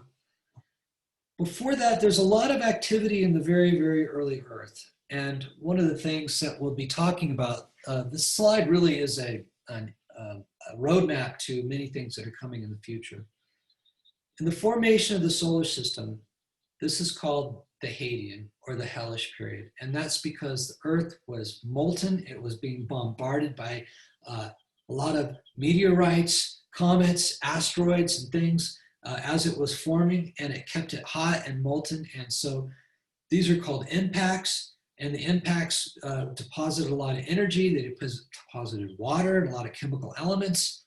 And this period of bombardment lasted until about 3.8 billion years in the past. So it started here around 4.6 billion years ago, and it lasted till about 3.8 billion years ago. But what's astonishing, and we will talk about in a future lecture, is that after the oldest rocks formed around 4 billion years ago, we see evidence that life was present on the Earth as early as 3.8 to 3.5 billion years ago, right after the period of bombardment ended. And so the question is, was there abiogenesis there, where just normal organic matter morphed into living matter as we know it? And then we had the first fossil microbes that are in soil that we've dated all the way back to 3.5 billion years ago in the past. Okay, so sterilizations, rocks, development of life very early, and then it's all still in the oceans, microscopic, what have you. And then the rise of oxygen, and that changed everything, which we'll talk about later. And then the Cambrian explosion of diversity and large sizes, and then the colonization of land, and then the period of the dinosaurs, and then the KT event, and then animals become prominent. Now, the reason we know these timescales, okay, and are able to put transitions in it on an absolute timescale is because of radiometric dating. Now, what about this bombardment period? We say that it ended about 3.8 billion years ago, but that doesn't mean that the Earth is not still being bombarded. It's being bombarded daily. It's being bombarded as we speak. In fact, this is a diagram of the size of an impactor, say an asteroid or something like that, that's out in space, orbiting the sun and might intersect the Earth's orbit and then collide with the Earth. These are 1 meter size, 10 meter, 100 meters. So this is a log scale, 1 kilometer, which is about 60% of a mile, 10 kilometers, that's about 6 miles, and then 100 kilometers, that's about 60 miles, okay? And so things that are 1 meter in size, you know, basically the size of a yardstick, we're getting hit every hour at the surface of the atmosphere by these things. Every hour we're getting hit by things that are the size of yardsticks, you know, rocks that are that big in diameter. As we get up to 10 meters, okay, that's something that's about the size of maybe your bedroom. It's 30 feet across, actually. Okay, that's actually bigger than your bedroom, maybe the size of part of your house. about once a year, we get hit by things about that big. And then about once every, yeah, and once every 100 years, we get hit by things that are about the size of a football field. Between every 100 and every 1,000 years, century, millennium, between every 100 and 1,000 years, we get hit by things that are about the size of a football field, and those can cause great damage. But the ones we worry about are the ones that are up here about, on the order of 1 to 10 to 100 kilometers in size. These things happen, what we would call sterilizing impacts that cause extinction because they can cause so much havoc and they deposit so much energy so rapidly. Happen about once every million years at the very edge, up to about every 100 million years. And that KT event that I talked about, which happened 65 million years ago, was an impact that hit the Earth of something that was about 10 kilometers to 20 kilometers in size. And it created a mass extinction, killed off all the dinosaurs and 90% of the life on the planet. In a sense, we're kind of due for another mass extinction impactor when you think about the probabilities. Okay, so now we're going to transition from that period of bombardment, when I just wanted to tell you that we're still getting bombarded, and how that has an impact for life in the future and in the past, how it's changed the course of life. We're going to go back to the volcanism, and we're going to talk about how, just briefly here, the atmosphere and the chemical elements that make up the atmosphere really came from volcanism. Volcanoes emit a lot of water, carbon dioxide, nitrogen, and sulfur-related gases, sulfites. That's what gives them the rotten egg smell. And so there's a lot of gases that get put out into the atmosphere. And at the end of the Hadean and during these periods, there's a lot of volcanic activity. And so you're really filling the Earth up with atmosphere and a lot of water being deposited, so you can start getting condensation. You get you have some pressure from the atmosphere that could hold the water on the surface, and you get the cycles of rain and water going, and you develop an atmosphere. The point is that the early atmosphere of the Earth, as I've already alluded to, was not oxygen rich. Okay, it was water, carbon dioxide, and nitrogen and sulfur rich. Okay, it's only around 2 billion years ago that oxygen became a large component of the atmosphere's gas. And so I'm going to go back real quickly and remind you, the atmosphere was built from volcanoes in this period, but not with oxygen. It was the rise of oxygen that happened here around 2 billion years ago that changed the atmospheric chemical composition. And what we're going to learn in a later chapter is it was life itself that gave rise to this oxygen in the atmosphere. So the atmosphere has changed. The early atmosphere was dominated by carbon dioxide. Today, it's dominated by nitrogen and oxygen. Okay, so how about that magnetic field? It really does keep us protected. All right, and how does it keep us protected? Well, that's what we're going to talk about, and I'm going to show you how that works in just a moment. As you can see, it seems to be an invisible force. It is one component of the electromagnetic energy that Maxwell and his theory described. And Maxwell had figured out 4 simple equations which describe how magnetic energy and electric energy together form an electromagnetic energy. And one of those forms was light as we know it, and the other form can be a magnetic field or an electric field. And so what we're going to talk today about is the magnetic field. And you can see if you have things with charges in them, those charges will, electric charges will respond to the energy of the magnetic field. In fact, the magnetic field actually has a direction to it. You can think of it as lines that are distributed invisibly through space, and things that have electric charge will follow those lines. They'll be forced to go along those lines. And now I'm going to teach you how that works. And so this is a beautiful picture showing you the how those particles have aligned along the magnetic field lines. And you can see these beautiful shapes that show you the shape of the magnetic field lines. It's beautiful. Okay, we're going to go across the top here on this slide. First, we're going to just remind you of a typical bar magnet, which you've seen since you were a child and had some gee whiz moments, hopefully, growing up.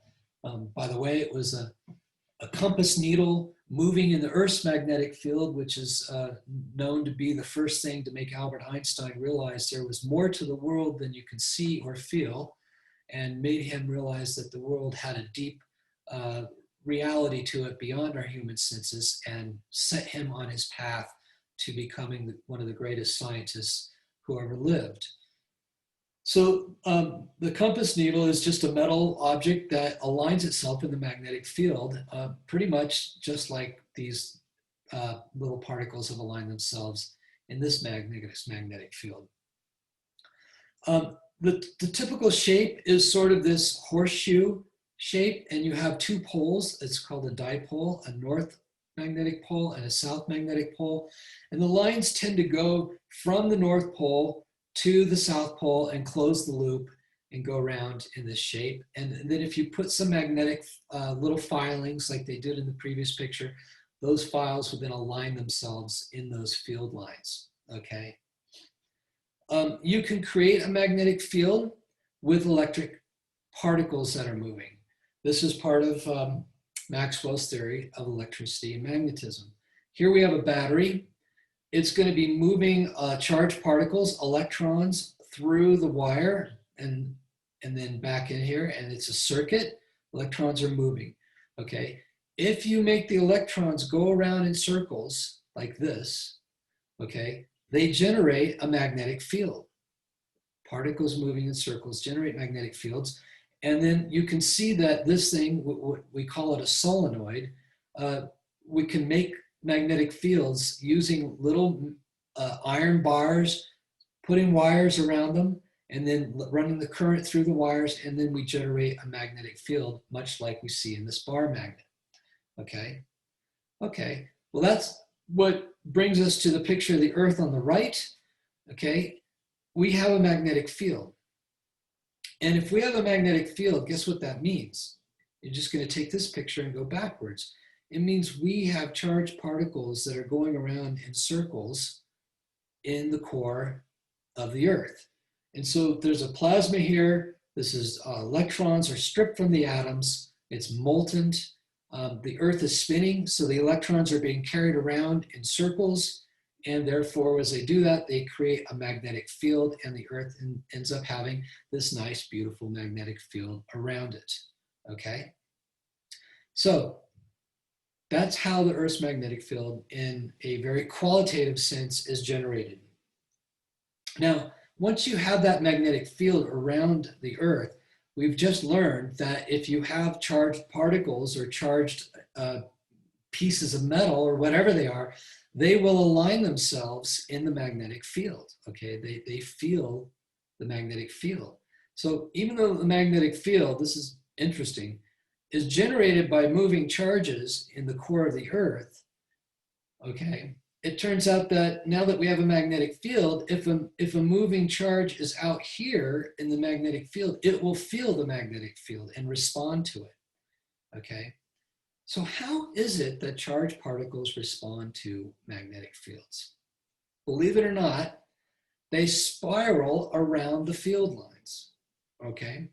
So for example, here's a field line of the Earth's magnetic field. If I put a charged particle in here, it will get trapped and spin around the field line, okay? Maybe you've never been shown that before. Here's a picture of that on the left. Okay, we have these field lines with the arrows showing their direction. They're parallel in that little region of space that we're talking about here. It could be like a little piece of space like right here. We're looking at it in detail at the microscopic level. Here's a charged particle and it gets trapped and it spins around the magnetic field lines. That's how it responds to it. One way to think about it is you can see here are some charged particles. They get trapped on the field lines and they move in a spiral pattern. So for example, here's where some field lines are converging to the north pole of the magnetic pole of the Earth. And if some particle from outer space came ripping through here at high speed, it would get trapped on the field lines and spiral along them. And that, ladies and gentlemen, is how we are protected, okay? They get trapped along the field lines and spiral along them, and therefore they get, in a sense, stopped from hitting the Earth. You know, you've got a charged particle, it could come through here. If there was no magnetic field, it would come and strike the Earth and hit me in the head and knock out my DNA and my brain, okay? All right, it would knock out a DNA molecule. But with the magnetic field, it gets trapped on the lines and spirals, and it never gets a chance to hit me. And so that's what this particular diagram is showing, and I will have some complimentary movies with this lecture for you to watch as well. Here's one of them right here, about 7 minutes, which is really nice. What the main thing we get protected from is something called the solar wind. Now, from the surface of the sun, a very energetic star emitting all kinds of light energy, but also is that light energy and the convection on the surface of all the gas is throwing particles out at high speed, like 400 or 500 kilometers per second. You know, that's like going from here to Albuquerque in a second, okay? And those particles are flying across one astronomical unit, remember that, 93 million miles from the sun to the Earth's orbit. And if they happen to come right at the Earth, those charged particles in the solar wind, protons and electrons and things called mesons and stuff like that, they come along and they get trapped and spiral in the Earth's magnetic field, and therefore they get to, in a way, their paths get deflected and they don't end up striking the planet. So what happens then is the particles get caught on the magnetic field, they spiral along it, and if they've got enough energy, they can spiral all the way down and collide down on the Earth down here or into the upper atmosphere of the Earth. If they don't have enough energy, it turns out after a while they lose their energy and they turn around and they'll spiral back and kind of go back and forth like a mass on a spring. Here's a picture showing you of the particles coming in. They get trapped and they spiral in and can hit the upper atmosphere of the Earth and cause a glowing, and this is called the aurora borealis, sometimes known as the northern lights. And so here's an example of the upper atmosphere glowing on account of the fact that charged particles from the solar wind are trapped in the magnetic field, spiral down, and collide in the northern polar regions of the Earth, collide with the atmosphere and then heat up the atmosphere and cause it to fluoresce. So that is a protective blanket that's very, very important for life on Earth. Now, the last thing we're going to do is talk about the atmosphere and talk about something called the greenhouse effect. So again, you may want to refresh yourself and you may want to get a cup of coffee. I'm going to have my last swig here. And we're going to talk about how we regulate the thermostat of the atmosphere of the planet, okay? And it works pretty much like a greenhouse works. You basically have sunlight coming in, it comes through the glass, and then it heats up all of the air and it heats up the ground inside the greenhouse. And that heat then gets trapped in the greenhouse and keeps the greenhouse warm. That's pretty much how the Earth's atmosphere works. So let's talk about that in a little bit more detail. To do that, we do have to talk about the sunlight and other forms of light that exist. Because it turns out, when I said heat, you might ask yourself, well, what is heat? It turns out that heat is light. It's just not visible light. It's infrared light, okay? So let's talk about what that means. Okay, we learned from Maxwell that light is an oscillating electric and magnetic field. Okay, so electric field oscillating, magnetic field oscillating, and off it goes, moving very quickly in a certain direction, like a beam, okay? So it's an oscillating electric field and magnetic field. And the sizes of those oscillations are what we call the length of the wave, okay? So we call that the wavelength, okay? And so there's an example of wavelengths here. We're used to, I'm going to introduce you to now the electromagnetic spectrum. Let's just talk about visible light, the light that we're all used to seeing in a rainbow. In visible light, which is one part of this entire spectrum of light, you have blue light and you have red light. And how does this fit with wavelength?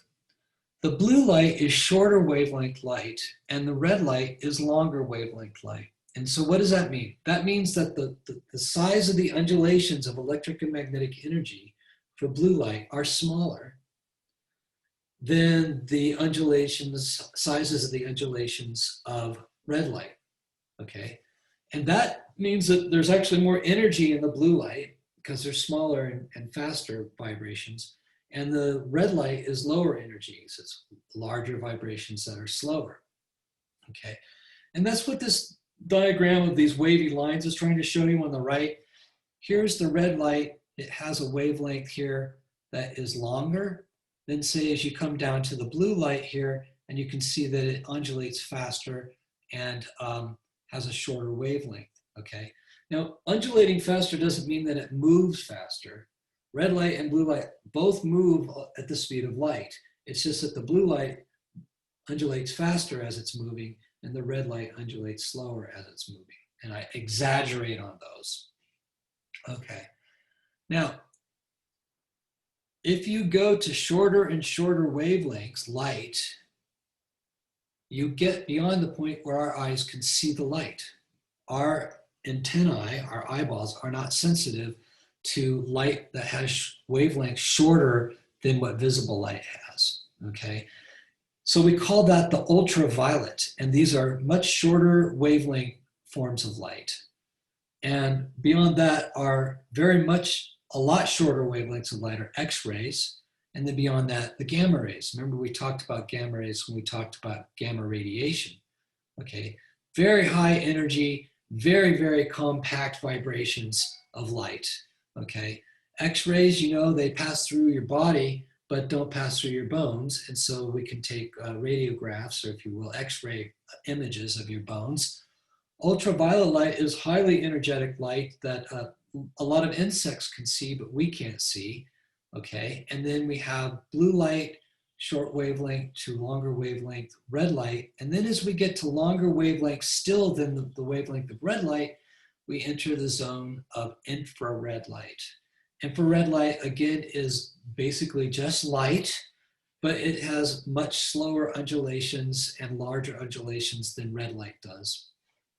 Now, it turns out we don't see infrared light with our eyes, but we can kind of feel it. You know, like a heat lamp in a bathroom, it's giving off a lot of infrared light. And if you put your hand up to it, you can feel that in the form of heat because it's exciting the electrons in your hand and giving you the sensation of heat, okay? Now beyond infrared are microwaves, and you know your microwave oven, it is beaming light into your food. That light has much longer wavelengths than visible light and has lower energy than visible light. But it has just the right vibration to make water molecules vibrate, and that heats your food. Okay, so microwaves. Beyond that is the radio waves, which are waves that you know about for your, if you have an old school car with a radio in it, and radio waves can get very, very, very long, okay? Excuse me. So this is our electromagnetic spectrum. It's electric and magnetic energy in the form of light. We have a very narrow band of visible here, and then we have for longer wavelength light, we have infrared light. And so we're going to spend most of our time worrying about this part of the electromagnetic spectrum for the discussion of the greenhouse effect. Now, what's important is how well that light actually transmits through the Earth's atmosphere. Okay, and it turns out that of all of the light on the electromagnetic spectrum, from the gamma ray light high energy gamma ray light to the X-ray to the ultraviolet, all the way out to the radio. It turns out that most of that light does not pass through the atmosphere very well. In the same sense that X-rays don't pass through your bone, X-rays don't really pass through the atmosphere very far. And when we say pass through the atmosphere, we mean miles and miles and miles. Or best definition, if the light's coming from outer space, will it pass through the atmosphere easily enough to reach the ground? That would say that to that type of light, the Earth's atmosphere is transparent. Well, clearly, we can see out into space. So light from space makes it all the way to the ground. Visible light makes it all the way to the ground because our visible antennae, our eyeballs, can see the light from space. And that's what this diagram here is trying to show us. This is basically the opacity of the atmosphere. So this, in a sense, this line tells you how far down from space to the ground, how far light actually can penetrate down into the atmosphere from space before it basically is absorbed by the Earth's atmosphere. And you can see that gamma rays make it about halfway down, and ultraviolet barely makes it down at all. And it turns out there's some ozone up here, which is very efficient at absorbing ultraviolet light. So ultraviolet light really does not penetrate into the atmosphere hardly at all. And so literally, even if you had an ultraviolet telescope or binoculars, you couldn't see into space with those. Okay, but visible light, the light you and I see in this visible region of the spectrum here, from blue to red, it passes through the atmosphere very easily and can make it all the way to the ground from space. And so that's what this is showing you, that curve goes all the way to the ground. As we get out into the infrared, notice that the atmosphere is fairly opaque to infrared light. And that's going to be important to our greenhouse discussion, is the fact that light is the atmosphere is very transparent to visible radiation from the sun, visible light, but is fairly opaque to infrared light. You see here that if light was coming from outer space that was infrared light, it would only penetrate to the top layer of the atmosphere and then it would be all absorbed. Well, ladies and gentlemen, the reverse is true too. If you had a flashlight of visible light and you shined it upward, it would go all the way out into space. But if you had an infrared lamp, okay, and you shined it upward, it would only go up about a few kilometers before it would be absorbed and it would never reach space, okay? And so what we could say basically is that infrared light gets trapped in the atmosphere. It gets absorbed by the atoms and molecules in the atmosphere. It becomes trapped and it deposits its energy, therefore, into the atmosphere. Visible light, on the other hand, is transparent. It goes transparently right through the atmosphere. Therefore, it does not deposit its energy into the atmosphere.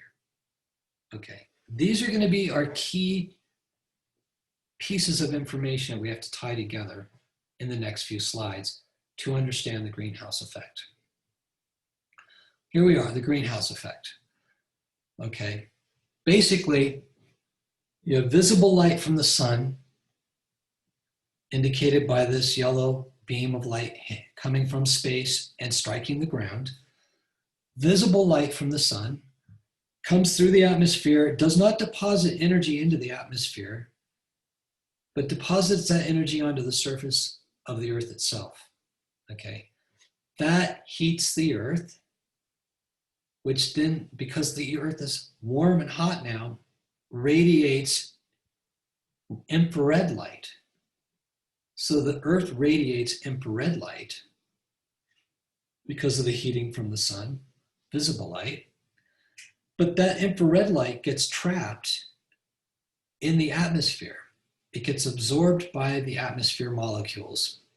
And when it gets absorbed, it deposits its energy into those molecules. So in a sense, the energy from the sun comes down, puts its energy into the surface of the Earth. The energy of the surface of the Earth puts its energy into infrared light, which then gets trapped and absorbed and puts its energy into the atmosphere and heats the atmosphere. So it's basically just a transference of energy that ends up being deposited into the atmosphere and heating the atmosphere. Okay. Now this diagram here is another version of that, showing the solar energy coming in and striking the Earth, and then infrared light, in a sense, it's kind of a schematic showing it being trapped into the atmosphere, and therefore the heat contained, energy transferred through here gets deposited into the Earth's atmosphere. Now, some of it does escape, but not all of it. A very small amount of it does. Now, what are the gases here that are in our atmosphere that are efficient at absorbing infrared light and therefore at absorbing the energy and heating the atmosphere? The two main ones are water vapor, which there's plenty of, and carbon dioxide, okay? Methane, it turns out, is also very efficient at absorbing infrared light, okay? But the ones that we'll probably spend more time talking about are water vapor and carbon dioxide. And we give these gases a name. We call them greenhouse gases because they're the ones that are responsible for the greenhouse effect. They're the ones that are responsible for keeping the Earth's atmosphere warm. Okay? What we're going to find out is the phenomenon of global warming that we're experiencing, that it's the greenhouse effect, the physics of the greenhouse effect, which is leading to global warming. And we said water vapor and carbon dioxide are greenhouse gases. So the more water vapor you have in the atmosphere, the more carbon dioxide you have in the atmosphere, the more efficient the greenhouse effect is. The more energy you trap, the less of it, if you will, coming back to this diagram, will get to escape into space. This gets even smaller and smaller as the concentration of the greenhouse gases goes up, okay? So we have to be careful in watching the budget of water vapor and the budget of carbon dioxide in the Earth's atmosphere. Now let me give you a little story about what's called the runaway greenhouse effect. And what we're gonna do is we're gonna do a little Einsteinian thought experiment. You know how he loved his thought experiments. So we're gonna do a thought experiment, and we're gonna take the Earth and we're gonna shove it toward the sun, basically into the orbit of Venus, okay? And ask ourselves, how is the greenhouse effect going to respond to that? How is the Earth going to respond to getting in closer to the sun? Now, one of the things that you probably realize if you move our Earth closer to the sun is that this Earth is going to feel a lot more light energy from the sun. In fact, as you move the Earth in closer, it's going to feel almost double, somewhere between double and 4 times as much energy from the sun being deposited on it, okay? So basically by moving Earth up to the Venus's orbit, we're going to basically be cranking up the amount of lights, sunlight that is striking the Earth. Okay, as we move the Earth into that orbit, let's go through this process one time at the Earth's orbit, and then we'll move inward. Here's the yellow lines of the sunlight coming from the sun, visible light striking and passing through the atmosphere and striking the surface of the Earth. That's this diagram here. The Earth heats up, it emits infrared light. The infrared light gets absorbed by carbon dioxide or water vapor and then deposits its heat into the atmosphere, okay? Now, what happens when you warm the atmosphere a little bit? Well, what happens is you will make the evaporation rate of the oceans increase a little bit. And what does that do? That increases the water vapor in the atmosphere. What happens when you increase the water vapor in the atmosphere? Oh, well, you more efficiently are able to trap the infrared light being emitted from the surface of the Earth, therefore heating the atmosphere more efficiently. What happens when you heat the atmosphere more efficiently and heat the atmosphere? You make the evaporation of the oceans more rapid. You put more water vapor in the atmosphere. You're more efficient now at absorbing the infrared light. The temperature of the atmosphere goes up. The evaporation rate of the ocean goes up. The temperature of the atmosphere goes up even further. The evaporation of the oceans increases even further. And you get this cycle that is never ending until all of the oceans have evaporated. And that is what will happen if you move the Earth in closer to Venus's orbit, okay? Right now, the Earth is a nice equilibrium between the evaporation rate of the oceans and the cycling of the carbon dioxide and the rate at which energy from the sun comes in and infrared light from the Earth is trapped in the atmosphere. All that's in a nice, beautiful equilibrium that's steady state. You do something to disturb that by increasing the greenhouse gases, or maybe by increasing the sunlight from the sun. And that's what we did in our thought experiment. We moved Earth into the Venus's orbit and effectively increasing the amount of sunlight energy hitting the Earth.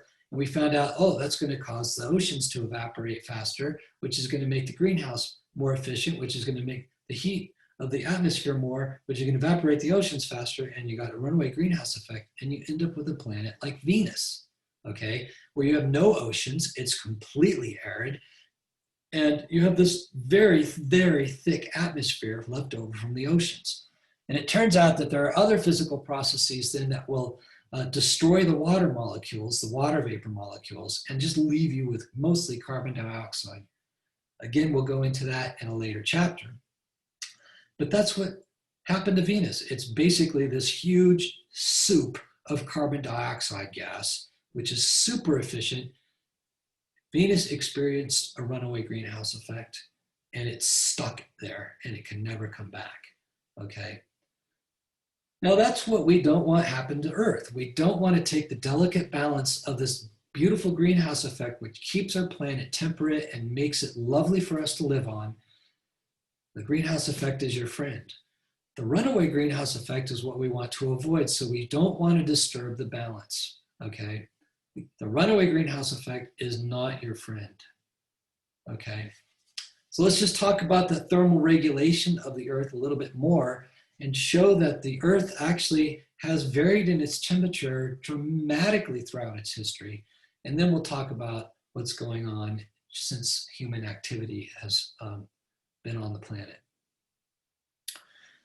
This, ladies and gentlemen, is the carbon dioxide cycle of the planet.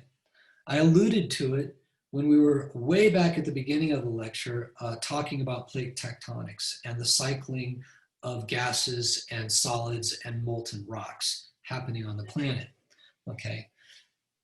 In the end, we have several reservoirs of carbon dioxide. We have the reservoir of carbon dioxide in gaseous form in the atmosphere. We have the reservoir of carbon dioxide that is dissolved in the oceans, okay? And then we have the reservoir of carbon dioxide, which is, in a sense, dissolved into the molten rock of Earth's mantle.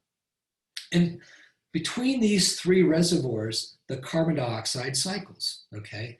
Let's start with the atmosphere. Where do we get it put into the atmosphere? From nature, through volcanism. So the carbon dioxide dissolved into the molten layers of the Earth comes up and then outgasses into the atmosphere, and you add carbon dioxide to the atmosphere this way. How do you balance it? Well, it gets basically trapped on rainfall, dissolved in water and clouds in rainfall, and that rainfall then will land on the Earth, and then a lot of those will go through rivers and wash it into the ocean. And so that's how it gets into the ocean and gets dissolved into the ocean. And also, of course, it can rain directly and dissolve an airborne carbon dioxide molecule can actually, get trapped in the water if it happens to strike the surface of the ocean. So you have all of these ways that carbon dioxide's taken out of the atmosphere, basically through the water cycle.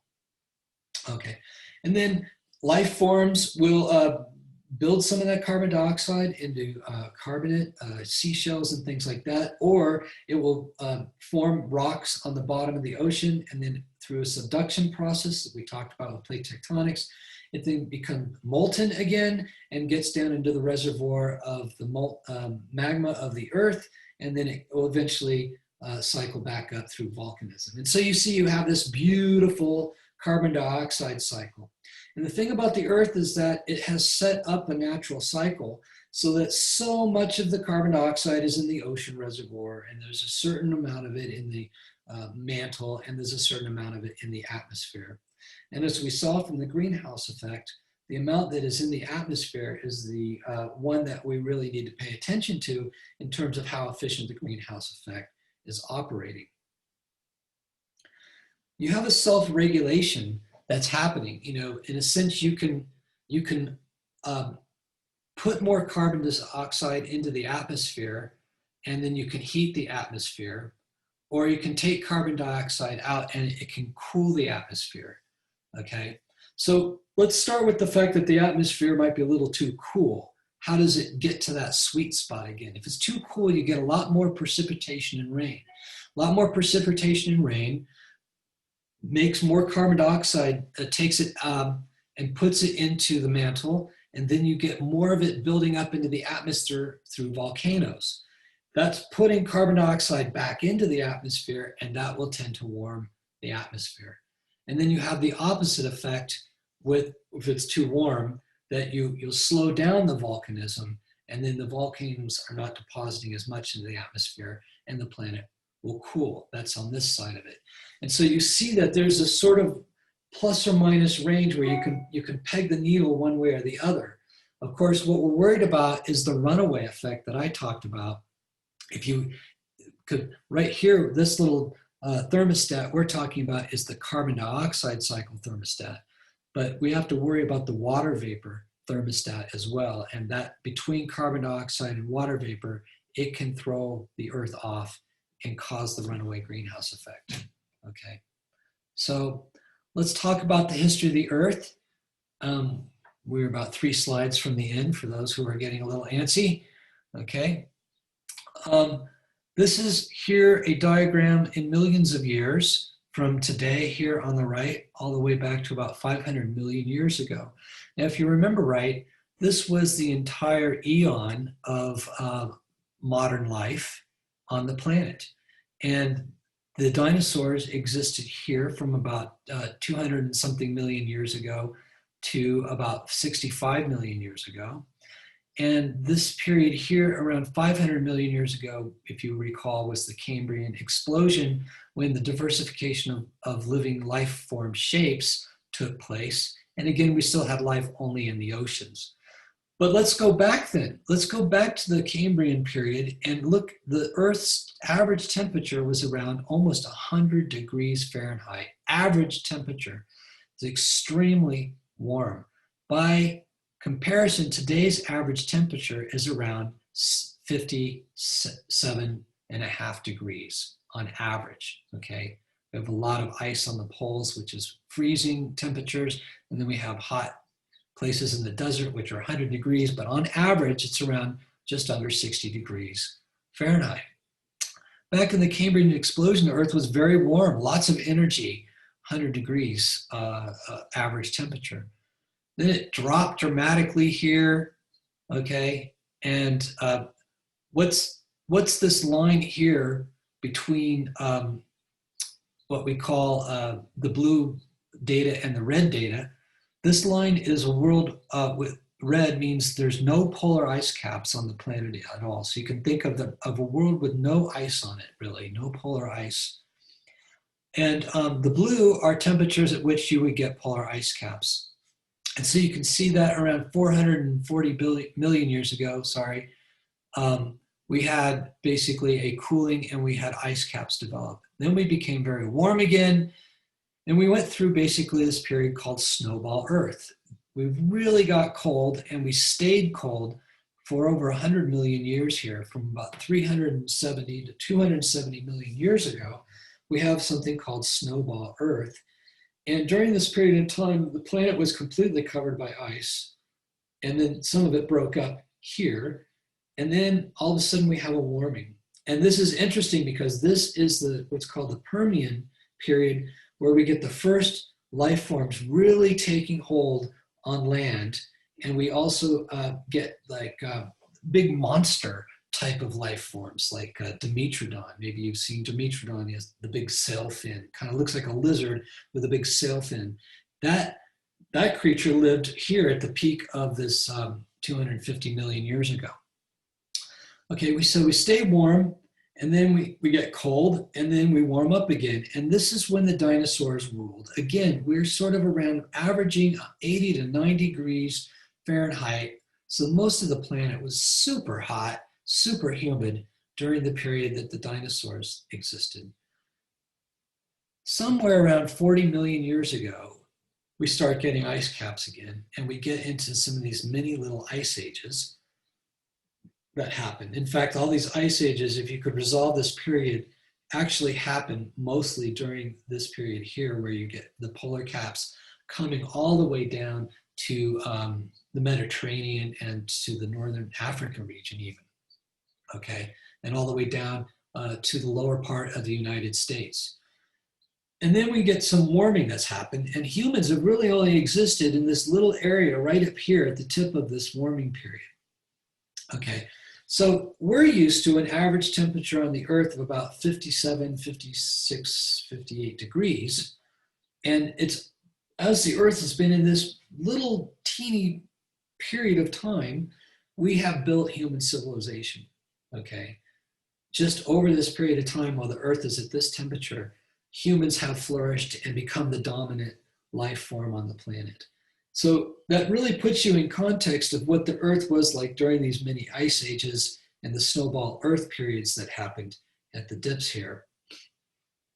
And to realize that it puts humanity's success as an adaptive creature on the planet in context of the history of the temperature of the planet. Now I'd like to come down to this diagram in the lower left, which is showing the temperature of the Earth starting in 1850 and moving all the way up to the year 2020 and a few projections here up to 2025. The average temperature of the Earth, as I said, for most of humanity's success, its adaptation of success on the planet to modern civilization, was around 57 degrees, take a few, okay? Now, what's happened with the Industrial Revolution that began with mechanization and the burning of charcoal and things like that and fossil fuels is that the temperature has begun to rise. And now in the year 2020, it is about a degree higher than it was on average. And you think, oh my gosh, you know, it's only a degree higher. And look how much it's oscillated. It's oscillated 20, 30 degrees back and forth over time. What's a degree? You know, what could that matter? Okay, but it turns out that has consequences for this average temperature to arise. Okay, and so we've seen how the Earth's carbon dioxide and also its water vapor thermometer has governed this between these peaks and valleys. But what happens when you have an external carbon dioxide source or an external source of adding greenhouse gases to the atmosphere? And so this basically is a diagram of recent data of the CO2 concentration in the atmosphere. That is the total, that's the purple line here, and then the blue, which is human emissions, human-induced emissions, okay? So that's why I color-coded this here. Left, recent history of carbon dioxide concentration in the Earth's atmosphere. And you can see that in 1750 through 1850, it didn't rise much. It was around 280 parts per million. And then somewhere around the rise of the Industrial Revolution and into the early part of the 20th century, it rose to about 320 parts per million. And then in the latter half, last 60, 70 years, it has risen from about 320 parts per million up to about 410 parts per million. And it's interesting to see that this curve, the rise of this curve is very much related and now completely dominated by the emissions from humans. So most of this is emitted from volcanism, all from volcanism. As you can see, as these two curves converge somewhere here in 1970. We started to dominate the amount of carbon dioxide being deposited into the atmosphere.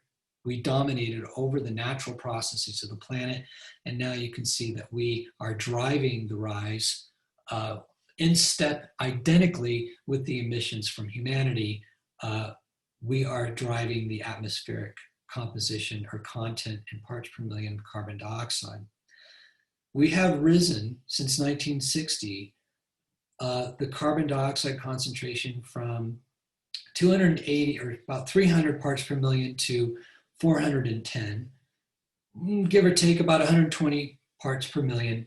That's an increase of 42% from 1960 to 2020. And so this is a little bit alarming if you understand how the greenhouse effect works now. This means the greenhouse effect is working more efficiently, and that's what's responsible for the 1 degree temperature increase since the 17 or 1850s, okay?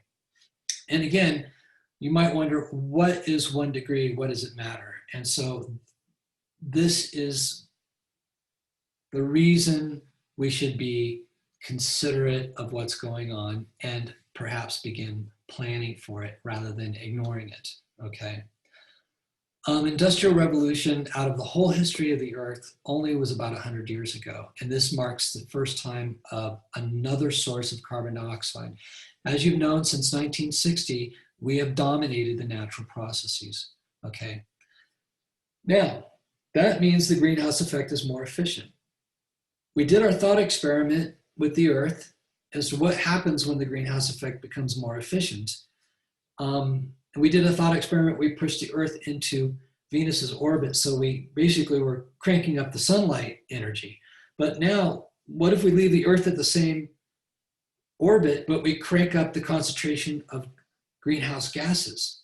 That also is going to do the same thought experiment outcome that we had when we did the Earth to Venus's orbit. We are going to make the greenhouse effect more efficient. And we're going to have the runaway greenhouse effect as a possibility of an outcome. Now that's disturbing because we don't know when the needle gets tipped past that point of the Earth being able to monitor and regulate the carbon dioxide cycle and keep the Earth within a certain temperature bound. And so we don't know what the tipping point is, and we might dump enough carbon dioxide into the atmosphere to pass the tipping point where the acceleration of the atmosphere's increase of water vapor from the ocean evaporation runs away. And then we would lose our oceans and the planet would have a poor outcome, and humanity would have a poor outcome if that's all you care about. But there happens to be a lot of living creatures on the planet that we should also care about, okay? So anyway, if the runaway greenhouse effect happened, that would basically be the end of life as we know it. In a later chapter, we're going to talk about how the sun is naturally brightening as it ages, and therefore the greenhouse effect is naturally becoming more efficient as the sun ages. So we have that going on too, okay? And we're going to talk about the fact that it would only be about 600 million years from now, due to the sun's, even if we did nothing to the Earth different than it is today and stopped our carbon dioxide emissions, in about 600 million years, photosynthesis will shut down because of the intensity of the sunlight as the sun ages, and because it's getting more brighter as it ages. And it'll be about 1.5 billion years that the runaway greenhouse effect will definitely kick in no matter what we do. We can't stop it because the sun is getting brighter as it ages. Okay, so those things are naturally going to happen, but in the context of the 4.5 billion years of the Earth, we've seen the temperature vary dramatically, and now we're seeing a 1 degree warming of the planet, but we have to make sure we understand. We don't know whether 2 more degrees or 3 more degrees is runaway, okay? So here's your takeaway on the climate that I want to end with. Over the world's history, bullet 1, the composition of the atmosphere has changed dramatically. We saw it go from mostly carbon dioxide and sulfur to mostly nitrogen and oxygen. okay? And that life played a role in that. During the times that, second bullet, the various life forms have thrived on the Earth, all through the temperature variations, we have had life thriving on the Earth, okay? We talked about the Cambrian explosion, we talked about the Ice Age, so we talked about the Permian where it got warm again and we get the big ugly creatures, then the dinosaurs. Life seems to like it warm actually when it, when it really becomes larger and bigger and successful, okay? When things warm, some life can adapt and some life can't, okay? But what we found is that even during the snowball Earth and the ice ages, life on Earth goes on, okay? So, question, is climate warming only a human issue? Which life forms would adapt and survive if we started to heat the planet more and we went into one of these very hot periods, okay? The problem for humans is we have built entire economies, cities, civilizations based upon today's climate, okay? If the climate changes,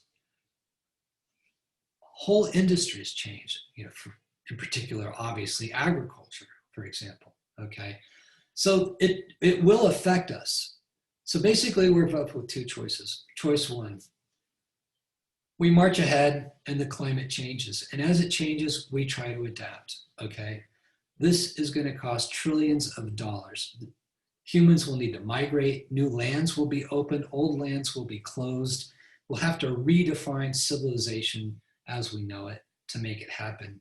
And it will be very costly. And I have to say that there will probably be a lot of human suffering and a lot of extinction and a lot of suffering for the animal kingdom as well. Choice two, we can try to mitigate those changes now, okay?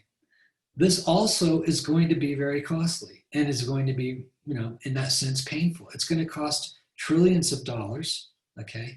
We're still going to need to redefine how we do things and how we make our civilization sustainable. So no matter how you slice it, we're at the same fork in the road. We're going to come back to the same point. It doesn't matter. We can either do it later or we can do it now, okay? It comes down to defining whether we're really an intelligent species or whether we're not, okay?